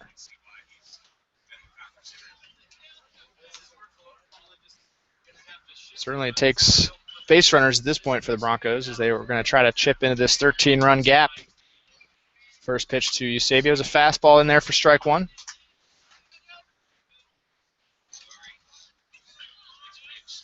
For Armendariz, you might as well just take it easy on the base pass, as the CPP will have to go station to station, not trying to risk anything out there. As Eusebio grounds this one sharply to third. Tuck snares it, throws over to first in time for out number 2. Just a little bit faster and a few more feet to his right, and that could have been down the line for extra bases, but Tuck with a nice defensive stop.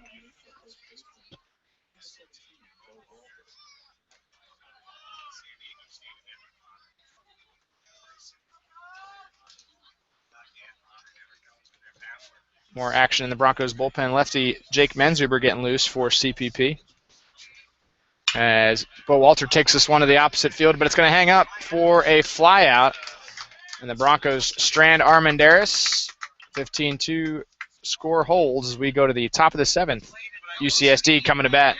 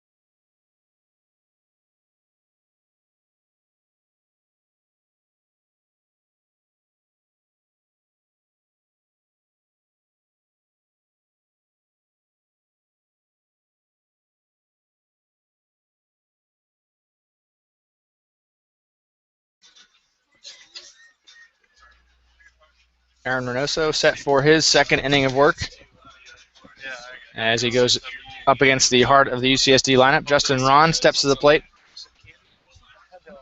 Cleanup hitter for the Tritons.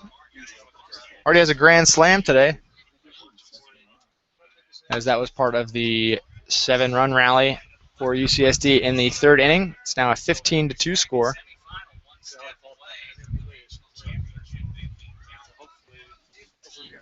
So Reynoso already with the longest outing of his career as he gives up a long drive from Ron. Eusebio going back, and that one's going to be gone for another home run. Justin Ron with 2 homers on the day. And it's now a 16-2 lead for UCSD.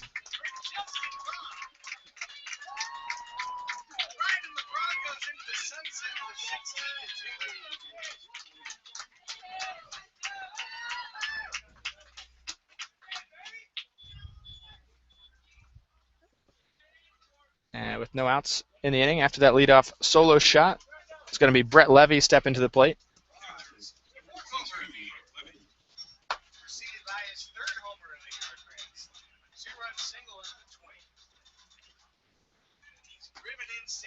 Menzuber casually throwing out there in the bullpen is not a whole lot of urgency to his warm-up pitches.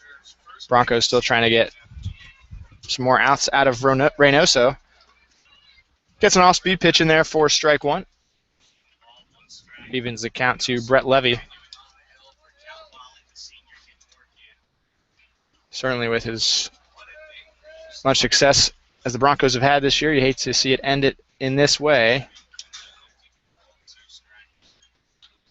As Reynoso moves the count to 1-2.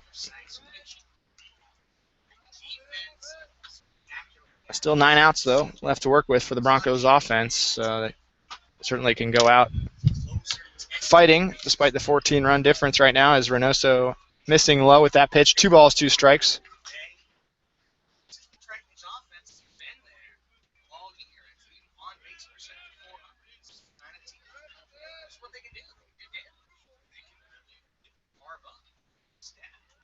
2-2 from Aaron. Soft grounder as he was able to jam Levy on that pitch, but a wide throw, or a high throw rather, from Magno allows Levy to reach base. And that's the third error charged to the Broncos so far in this game.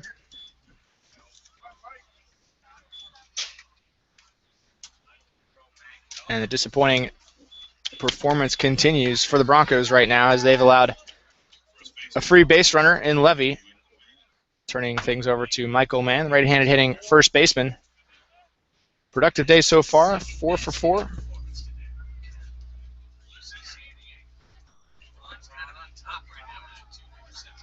Reynoso gets the sign from Christian Kelly. That one misses up and in. Ball 1 to Michael Mann.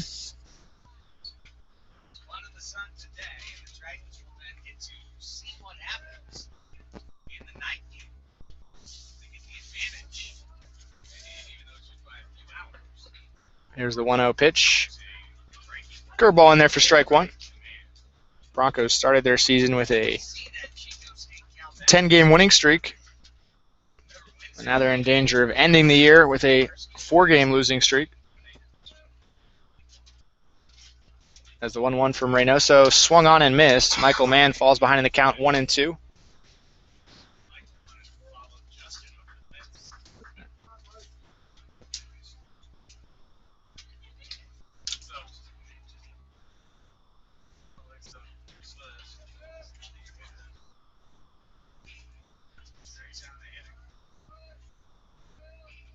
Reynoso into the stretch, the 1-2. Driven into center. Chris Carlson got a bad read off the bat, and he's going to let that fall in front of him. 5th hit of the day for Mann, and with no out still, Broncos going to make a pitching change. Randy Benton with another quick sprint to the mound, signal to the bullpen, and Jake Menzuber will get his first playoff appearance as a Bronco. We'll be back in just a moment.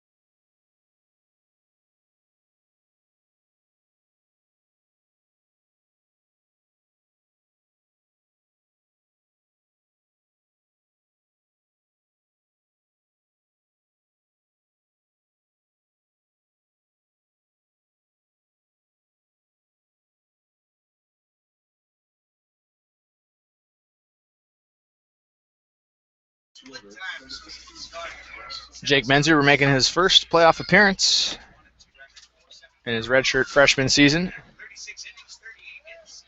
First batter he's set to face, number 16, Jack Larson. Lefty versus lefty matchup as Menzuber misses outside with a fastball.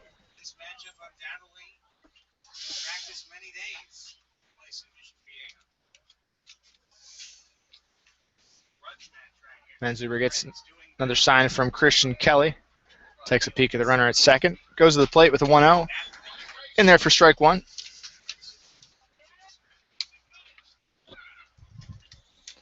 Menzuber making his 14th appearance of the season, splitting time between his starting and relieving role.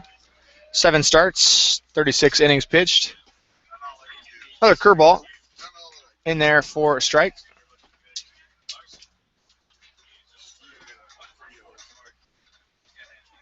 And with a 1-2 count, no outs.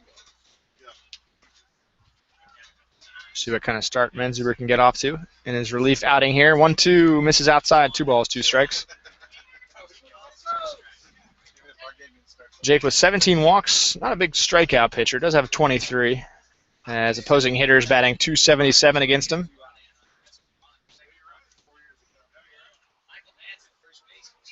As we are in the top of the 7th, UCSD technically the visiting team in this one, despite playing at their home Triton Ballpark. It's now a 3-2 count between Menzuber and Larson.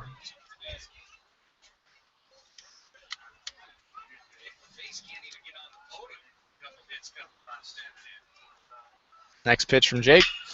Curveball grounded sharply. Nice job by Bo Walter to stay with it off a tough hop. And he's able to underhand it to Menzuber just in time to beat Larson at first.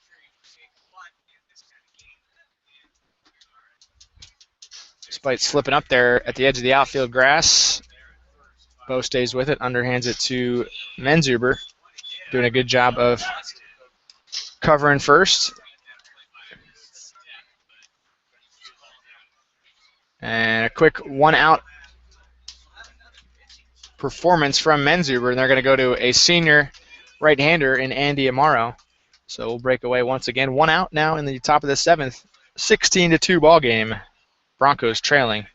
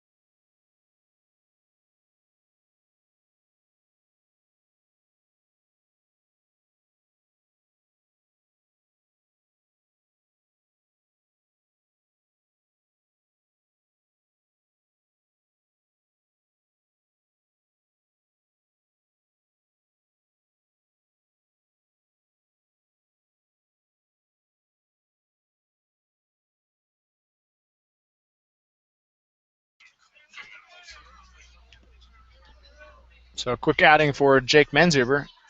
Gets 1 out for CPP here in the top of the 7th. Now we get to see senior right-hander Andy Amaro, Chico, California native. Last appearance was actually just yesterday. Recorded an out against Cal Baptist. As he misses just outside with that pitch. Going up against Garrett Tuck, number 8 hitter for UCSD.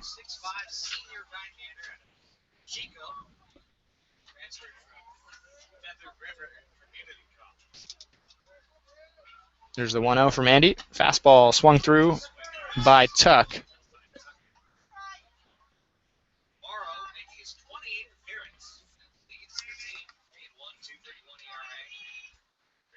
Last 4 appearances for Amaro have been the 1-out outings that we just saw from Menzuber. This is a line drive base hit to right field, scoring 1 on the play. Levy crosses home after that RBI hit from Garrett Tuck. And it's now a 17-2 lead for the Tritons.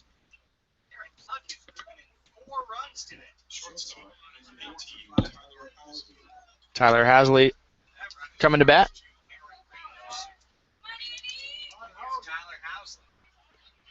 As another player getting loose for the Broncos in the bullpen.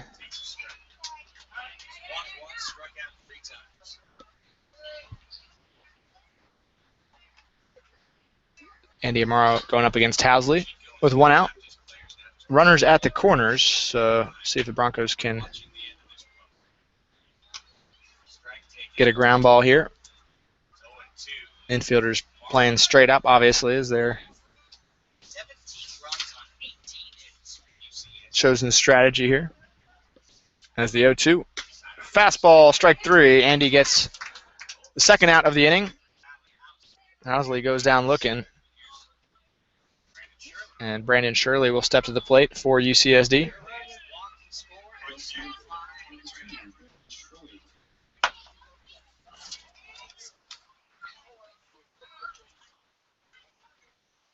And this one is thrown behind Shirley as he avoids getting hit.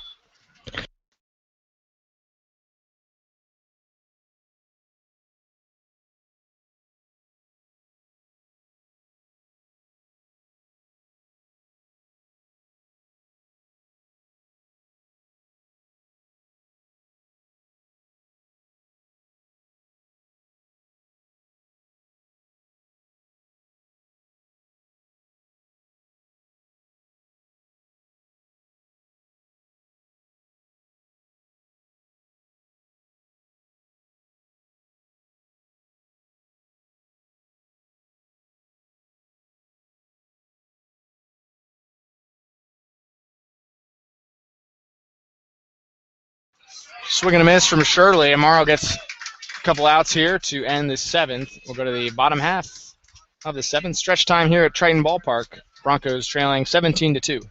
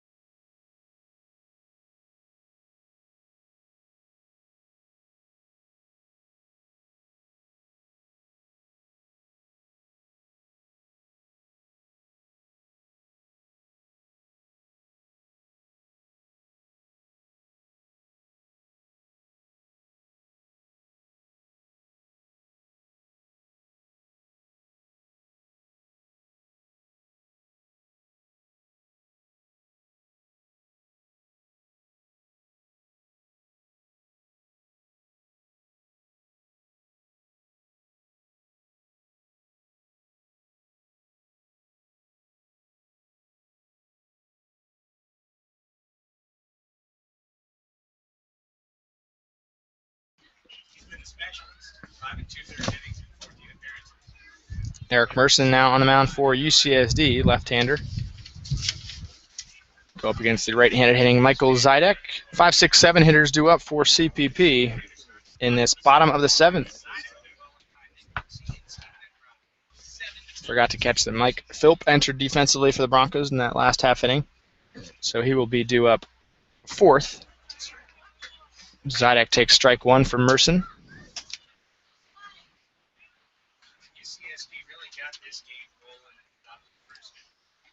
And it looks like it's R.J. Shanks getting loose for CPP now in the bullpen as Merson delivers ball 1 low.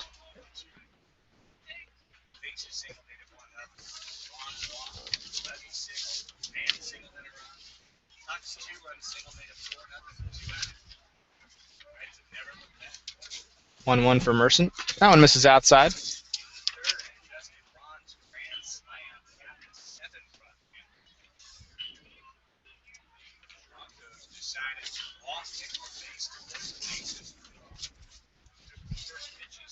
Merson working out of the stretch, even with the bases clear. Here's the 2-1, fouled away.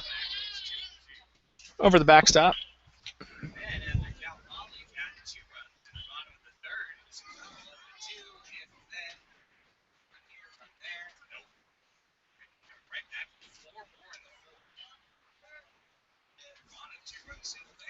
Might have to work in some trivia here to lighten the mood, as right now the Broncos trailing 15 by 15 runs, 17-2, as Zidek slaps this one soft grounder to short. Tough play, but Housley able to charge and make the tough play.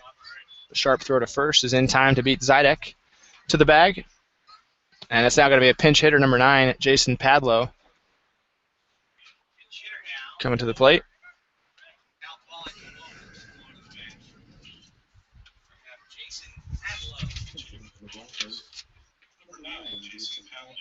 So Padlow replacing Cooksey at that number 6 spot. And Andrew Stein, who had come in defensively, waits in the on-deck circle.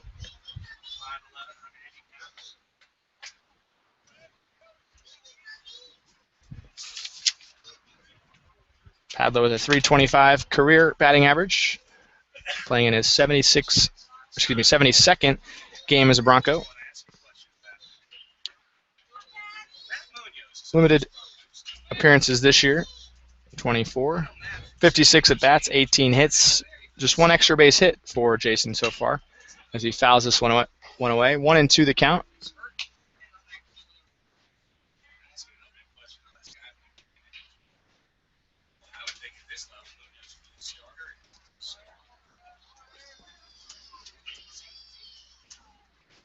Here's the 1-1 pitch from Merson. Jammed him just a bit. He's able to float it to the opposite field, but it's tracked down by Larson in the gap for out number 2. So Andrew Stein will get his first plate appearance.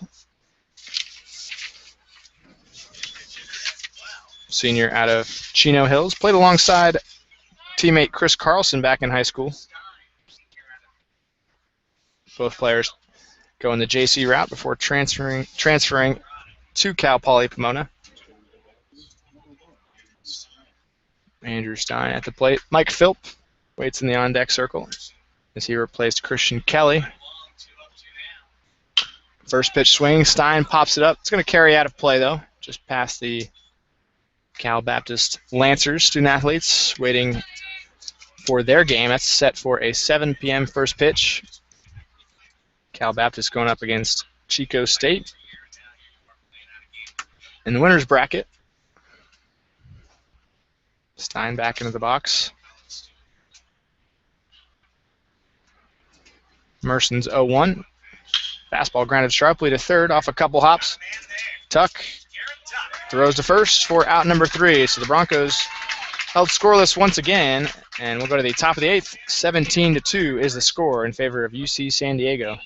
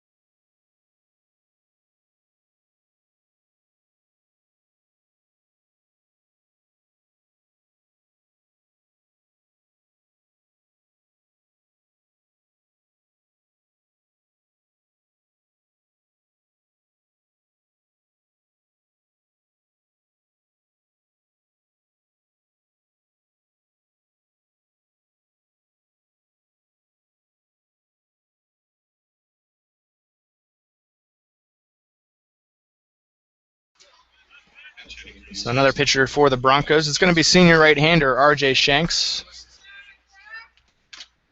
First hitter he faces is number 5, Spencer Frazier. It's going to be 2, 3, 4 spots for UCSD. Frazier, the pinch hitter, taking the spot of Eric Lewis. Shanks now with a 1-1 count. RJ making his 42nd career appearance for the Broncos, most likely his last, unless the Broncos can stage probably the most monumental comeback in at least recent school history as they trail 17-2. Here's RJ's 2-1. Outside corner, strike 2. Certainly we could go on and on about what this class of seniors has accomplished. And RJ certainly a big part of that out of the bullpen as this one is driven foul. 2-2.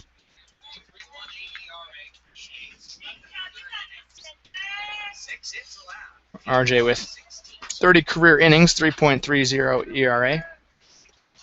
He's been a key part of that Broncos bullpen success.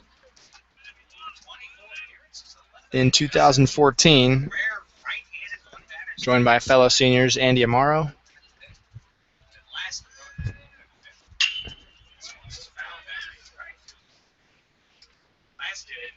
J.J. Franklin, Austin Boyle, both junior right-handers, as they've been also playing a key role in that success.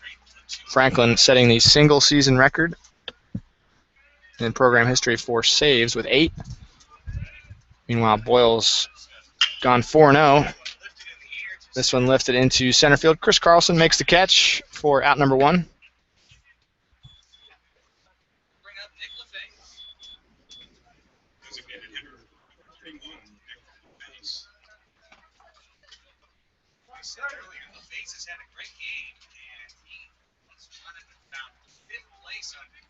Certainly good to see Boyle back in action yesterday after he suffered a injury, sat out a week, did not pitch in Stockton, but he made an appearance in yesterday's game against Cal Baptist. Shanks gets a strike call to Nick LaFace.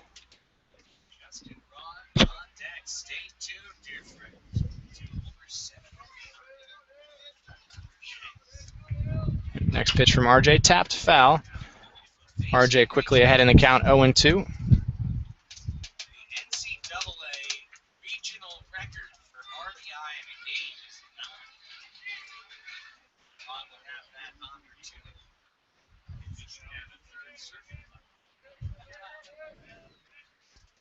Here's the pitch from RJ. 0-2 swung on and missed. So a quick 2 outs for Shanks here in the top of the 8th. Finally get a brighter note to share with our listeners is even if the Broncos do fall and the season does end, they will have put together one of the better winning percentages in recent history, as it would be right around the 653 mark. And that would be the best overall winning percentage since 1983.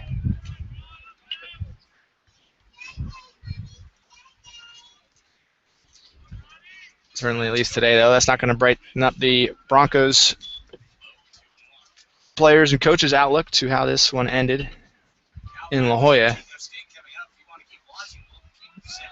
The offense will have 6 outs left to work with as we are in the top of the 8th. Now 3-1 count to Justin Ron. He's got 2 homers already today. 3-1 pitch, missing, down and in. Ball gets away from Mike Philp, but Ron's going to take it easy and trot to first with his 2-out walk. That 1983 season, coached by John Scalinas, of course. That was the third of 3 national titles for the Broncos. CPP went 41-22 overall, 21-8 in conference play that season. Broncos right now at 32 and 16. So quite a few less games played comparing those two seasons.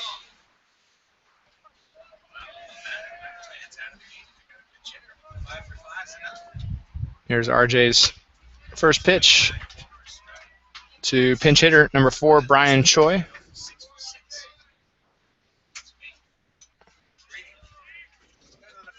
Ron getting his lead at first, not held on, obviously, by Bo Walter. As strike 2 is delivered from RJ.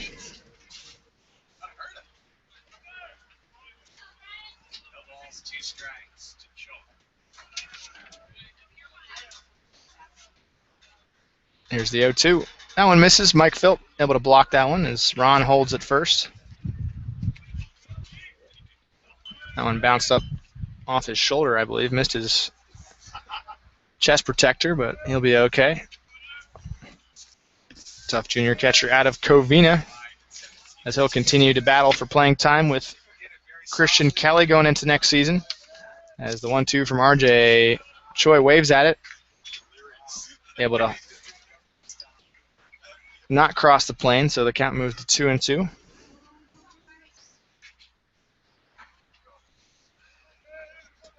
Two-two pitch, grounded softly. Is that going to get through? Magno backhands it. He's going to have a tough play.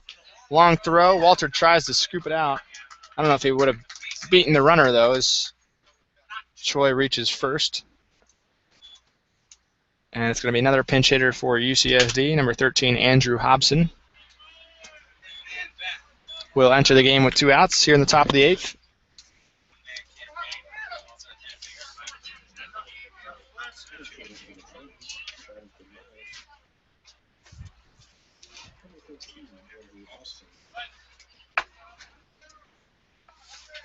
So I'm taking a quick moment to look towards the 2015 season as RJ hits Hobson on his first pitch of that plate appearance. Loading the bases here with 2 outs. And taking a brief moment to talk about 2015. Certainly plenty to look forward to for Broncos baseball. Steven Andrade, freshman of the year in the conference this season. He'll return for his sophomore campaign. A couple seniors to lead the charge. Matt Munoz will be a senior next year, as well as Austin Boyle. I mentioned his success out of the bullpen as Shanks gets a strike call against another pinch hitter for UCSD, Christian Leung. Michael Koval, he's had a good freshman season out of the bullpen. As this one's tapped over the pitcher's head, and that's going to score 1. They're going to go station to station. And it's now an 18-2 lead for the Tritons. Certainly some more underclassmen that will look to battle for playing time. Jason Padlow, as he is now at third base defensively for the Broncos in this game.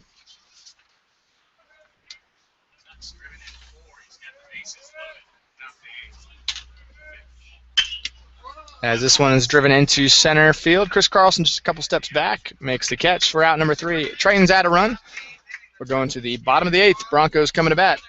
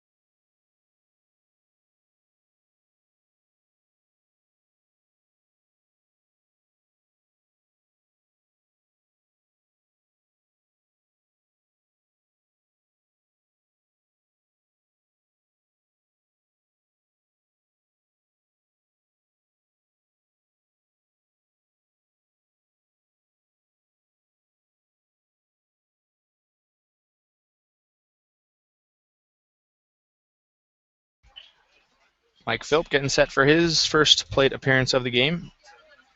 Hitting out of the number 8 spot. So he'll be followed by Magno and Carlson. Dean Friedberg on the mound for UCSD. Philp, first pitch swing, and it's a fly ball to center. Shirley makes the catch for out number 1.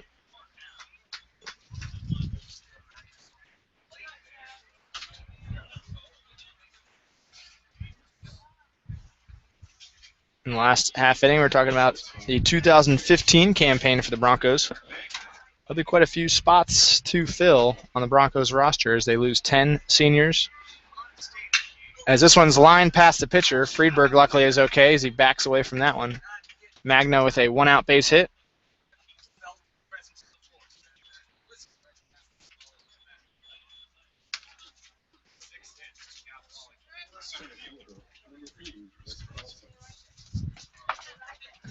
As we see a number of the Broncos seniors here in these final innings, getting likely their last at-bats as Broncos. That might be the last at-bat for Magno, that base hit. Depending on what CPP can put together here in the 8th and 9th. Magno reaches second.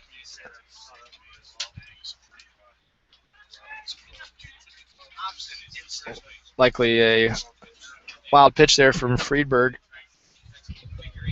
as it's now a 1-0 count to Carlson. 13 doubles, 2 triples, 5 homers for Carlson in his final campaign at CPP. And the Broncos bus is pulling up. Never a good sign. As the 1-0 pitch misses down and in. 2-0, the count to Carlson.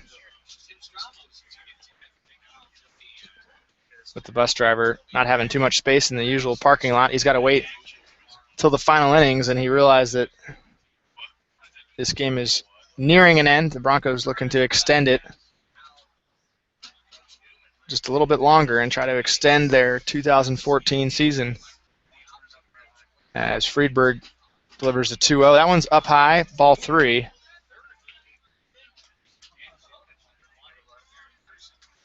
As looks like J.J. Franklin might make his final appearance as he gets loose in the bullpen. Try to cap off his fine junior season with a strong outing as Carlson works a 4-pitch walk, putting runners at first and second. And we finally have a CPP rally to talk about, and David Armendariz will step to the plate.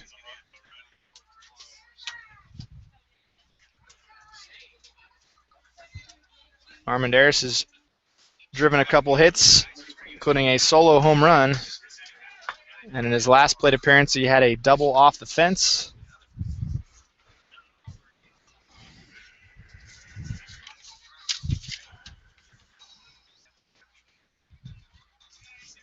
Next pitch from Friedberg. Misses in the dirt. Good block back there by the catcher, Brian Choi, who came in defensively. Actually entered as a pinch hitter.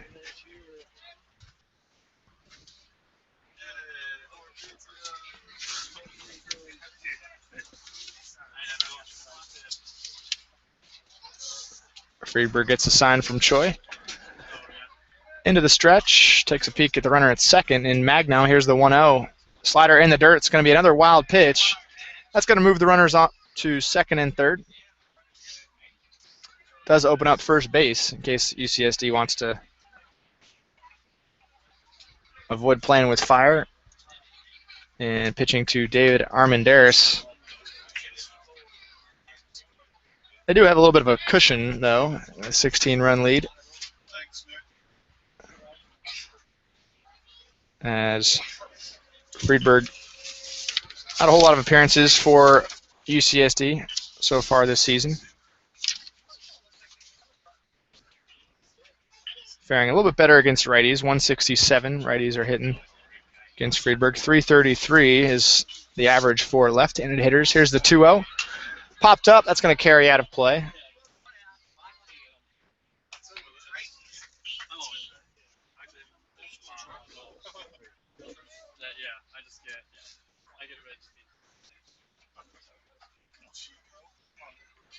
Magno at third, Carlson at second, 2 seniors on the base pass, and a senior at the plate. Armendariz facing the 2-1 count. Here's the pitch, driven into deep right. This one's got a chance, and that one's going to bounce up against the fence, and it's going to be another double for Armendariz, scoring 2 on the play. The Broncos have doubled their run total with just one swing. It's now 18-4 on the scoreboard. Armendariz, West Region Player of the Year, not going quietly at the plate today. And another senior, Joseph Eusebio, will get a crack at it. UCSD trying to settle down Friedberg as he chats with Garrett Tuck, the third baseman, and Brian Choi, the catcher.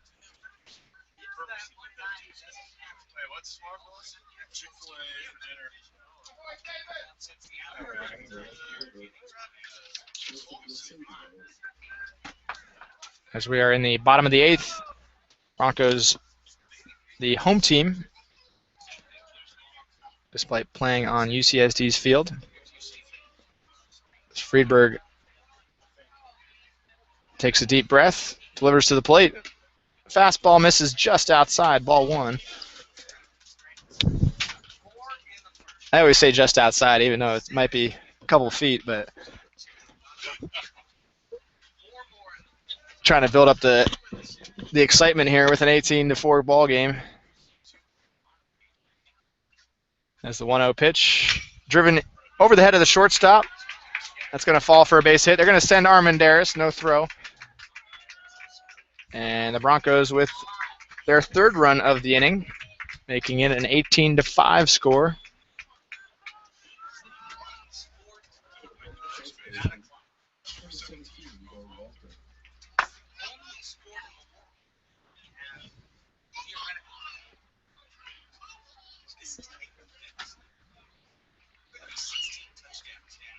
And another senior, Bo Walter, steps to the plate with Eusebio now at first. Friedberg's next pitch. That one outside, ball 1.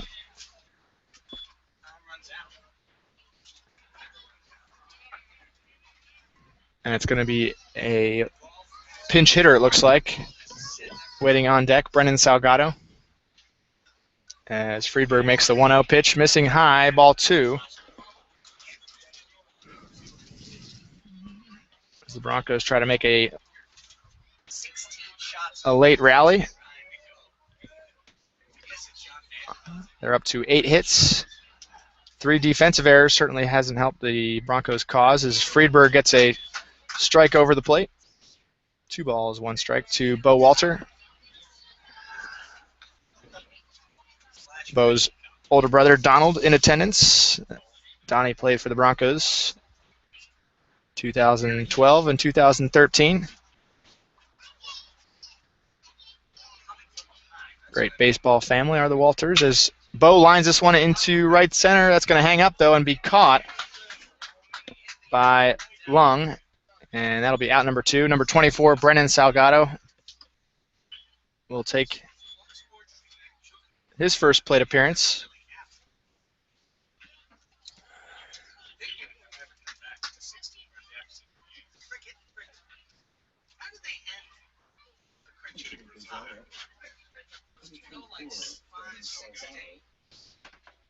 So Salgado takes the number 5 spot in the order, replacing Michael Zidek.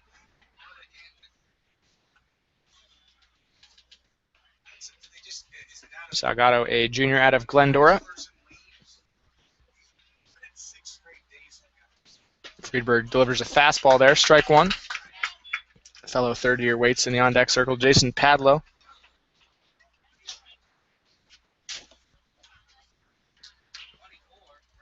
Eusebio still at first.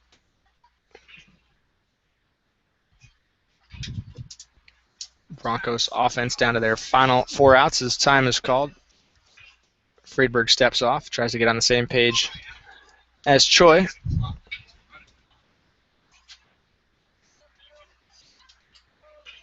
Next offering in the dirt. Good block there by Choi. Eusebio not looking to risk anything on the base pass.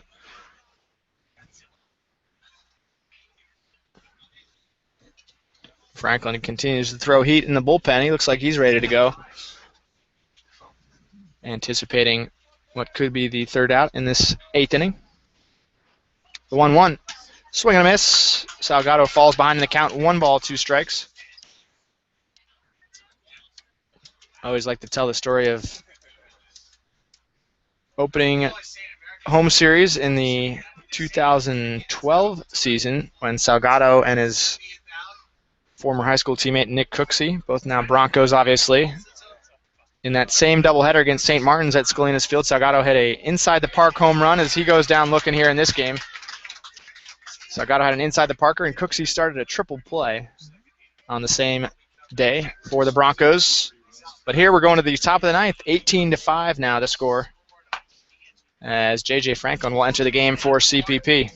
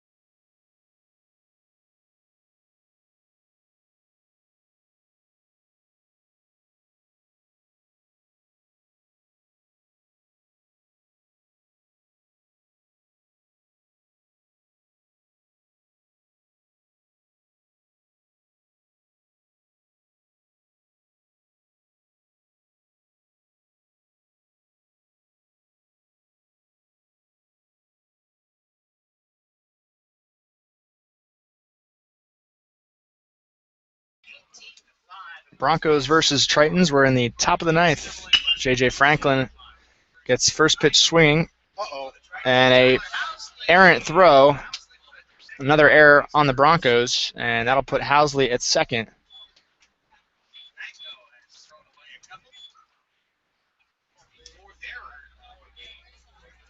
Tough outing defensively for Trevor out there at short. A couple errors charged to him today. And still with no outs, number 2, Brandon Shirley will step to the plate.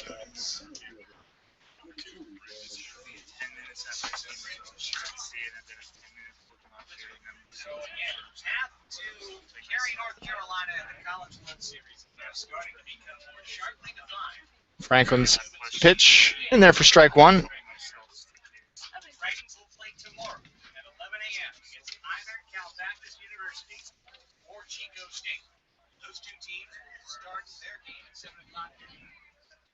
Next pitch from JJ. High fastball chased by Shirley puts the count at 0-2. Franklin, a junior out of Chino, California, making his 51st appearance as a Bronco. Just missing with that pitch. Now a 2-2 count. Or a 1-2 count, rather. As Franklin got some time as a starting pitcher early in his Bronco career, but has really shined in the closer spot. 83 career innings as he misses inside, 2-2 to Shirley. 1.75 ERA this year. 26 appearances, 8 saves. Mentioned that was a single season record for Cal Poly Pomona. 2-2. Fastball up and in, 3 balls, 2 strikes.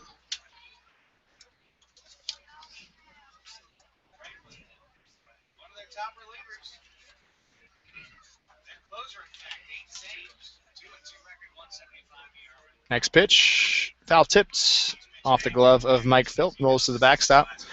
Mike will ask for a fresh baseball.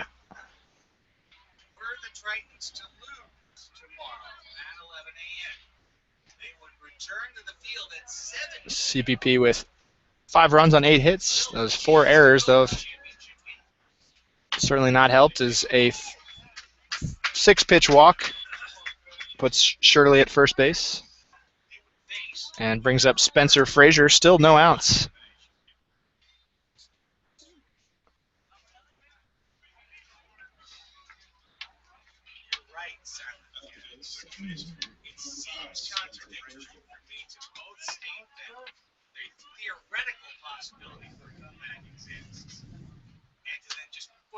Slider misses up high. Ball 1 to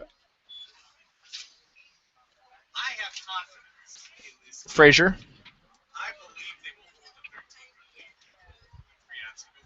Here's the 1-0. Fastball up and out. 2 balls, no strikes. A rough start to this 9th inning after an error, throwing error on Magno. Puts Housley at second. And then a full count and then a walk issued by Franklin. Trying to work his way back now after a 2-0 count. Foul ball puts the count at 2 balls, 1 strike.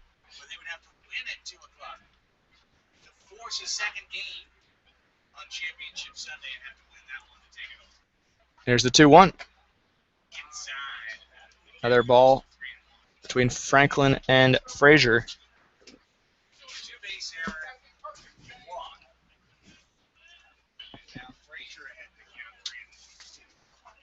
Next pitch. Fights it off. Got jammed, but he's able to drive it into deep right. Eusebio makes the running catch for out number 1. Tagging and moving to third, Housley.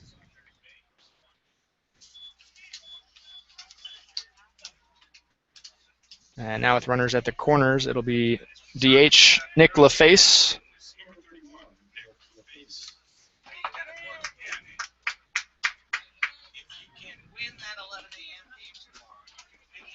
He had a walk-off hit last week in Stockton in that 5-4 result. Broncos falling to UCSD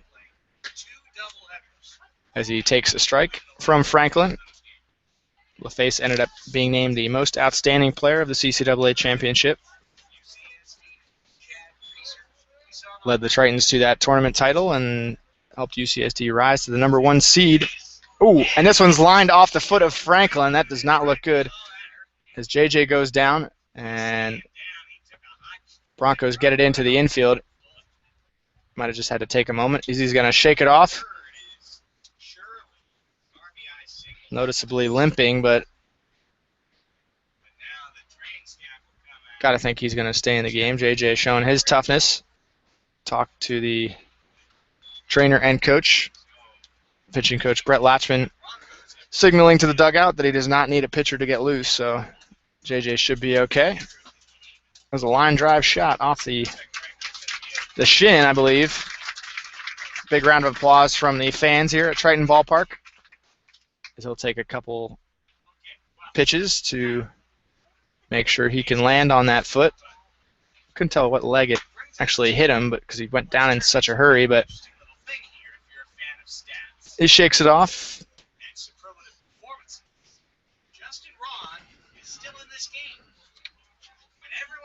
Subbed out. Vaughn is still in with 2 homers, 7 RBI, and 4 runs scored. And he's batting with 2 on. If he were to homer, Vaughn would set the all-time regional record for RBI, 1 player, 1 game. J.J. Franklin will now battle Justin Ron. 2 homers already in this game, with runners at first and third and 1 out in this top of the 9th. This one driven into left center. Carlson giving chase as that one's going to bounce up against the fence. It's going to be a stand-up double for Ron.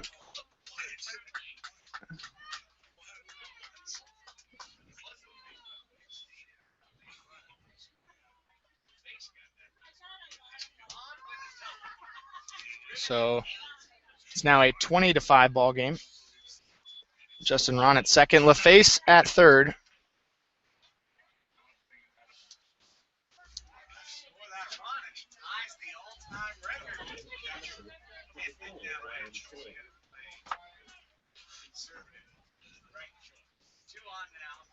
Here's Franklin's first pitch to Choi. Waves at that one. Strike one.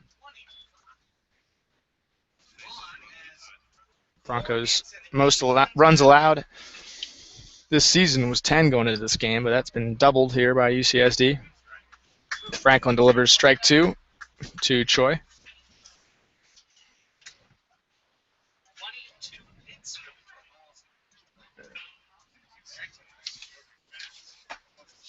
This one misses.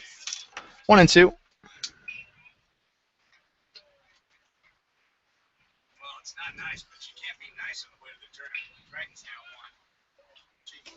As this one sails over the head of Mike Philp. Runners stay at second and third. Now a 2-2 count.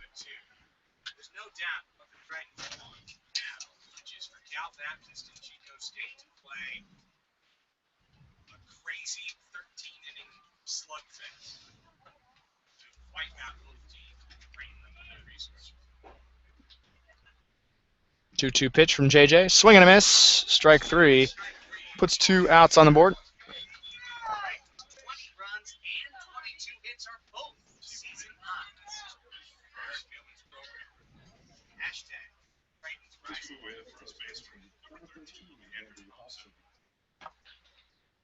Left-hander hitting Andrew Hobson at the plate with 2 outs.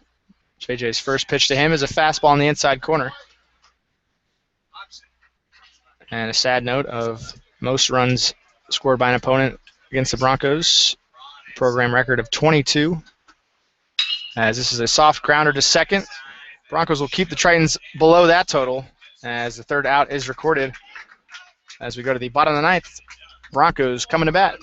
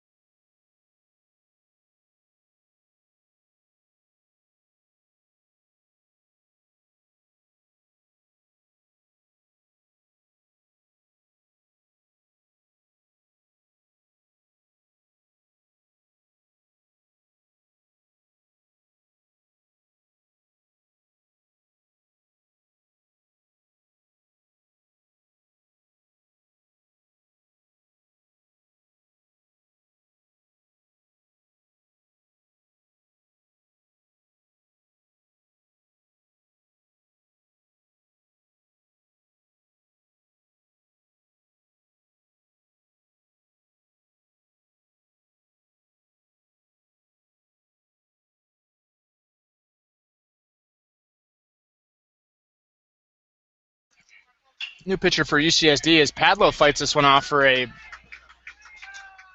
looping first base, or single rather, as it goes into right field.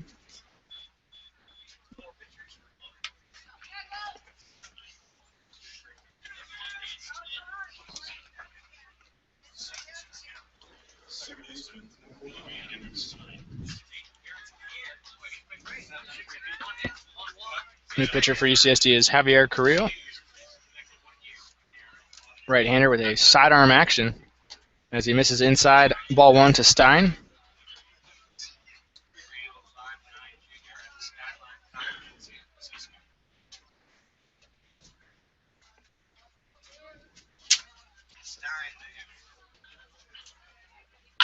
This one driven on left field line, but it's going to bend foul.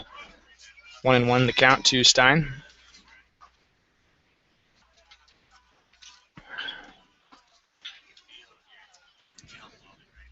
Stein looking for his first hit of the season.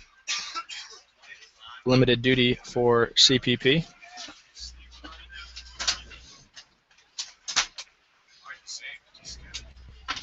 As he fights with a 1-1 count. This one tapped foul, 1-2.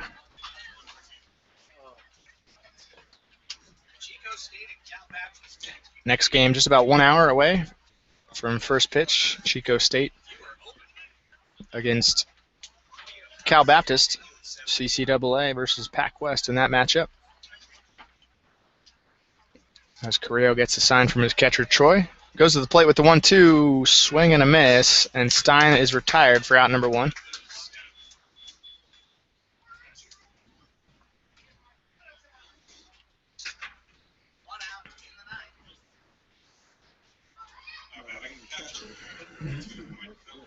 Mike Philp into the batter's box with 1 out.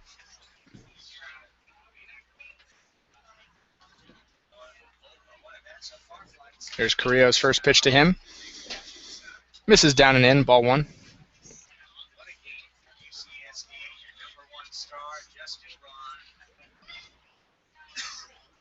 This is the 73rd meeting between the Broncos and Tritons in their school histories. Is the 1-0 in there for strike 1.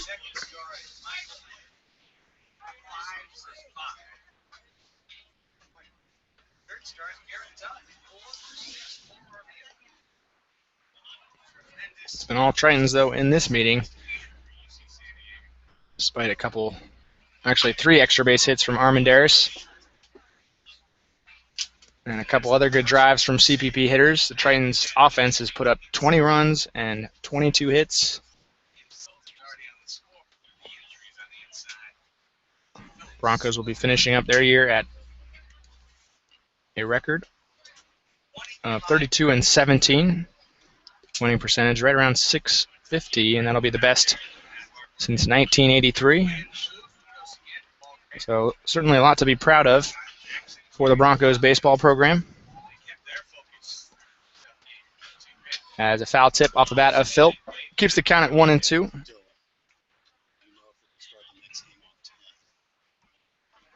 Broncos with their 3rd season in the last 4 under the leadership of head coach Randy Benton with a 600-plus winning percentage.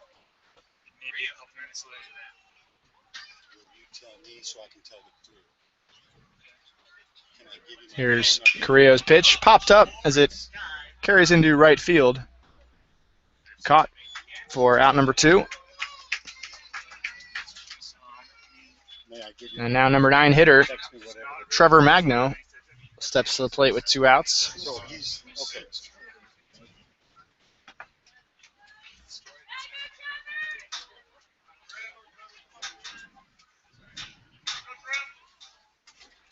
Carrillo gets a sign. Next pitch, line drive, but it's a ground ball at tough hop, but underhanded by Housley. And the Tritons wrap up their 20-5 victory. We appreciate you tuning in to today's broadcast. Thanks for supporting the Broncos baseball program all season long. CPP finishes at 32-17 overall. Makes their 2nd playoff appearance in the last 4 years under the leadership of head coach Randy Benton and his coaching staff. 10 Broncos seniors put together great careers at Cal Poly Pomona, and certainly we tip our hat to them as they finish up their education as well.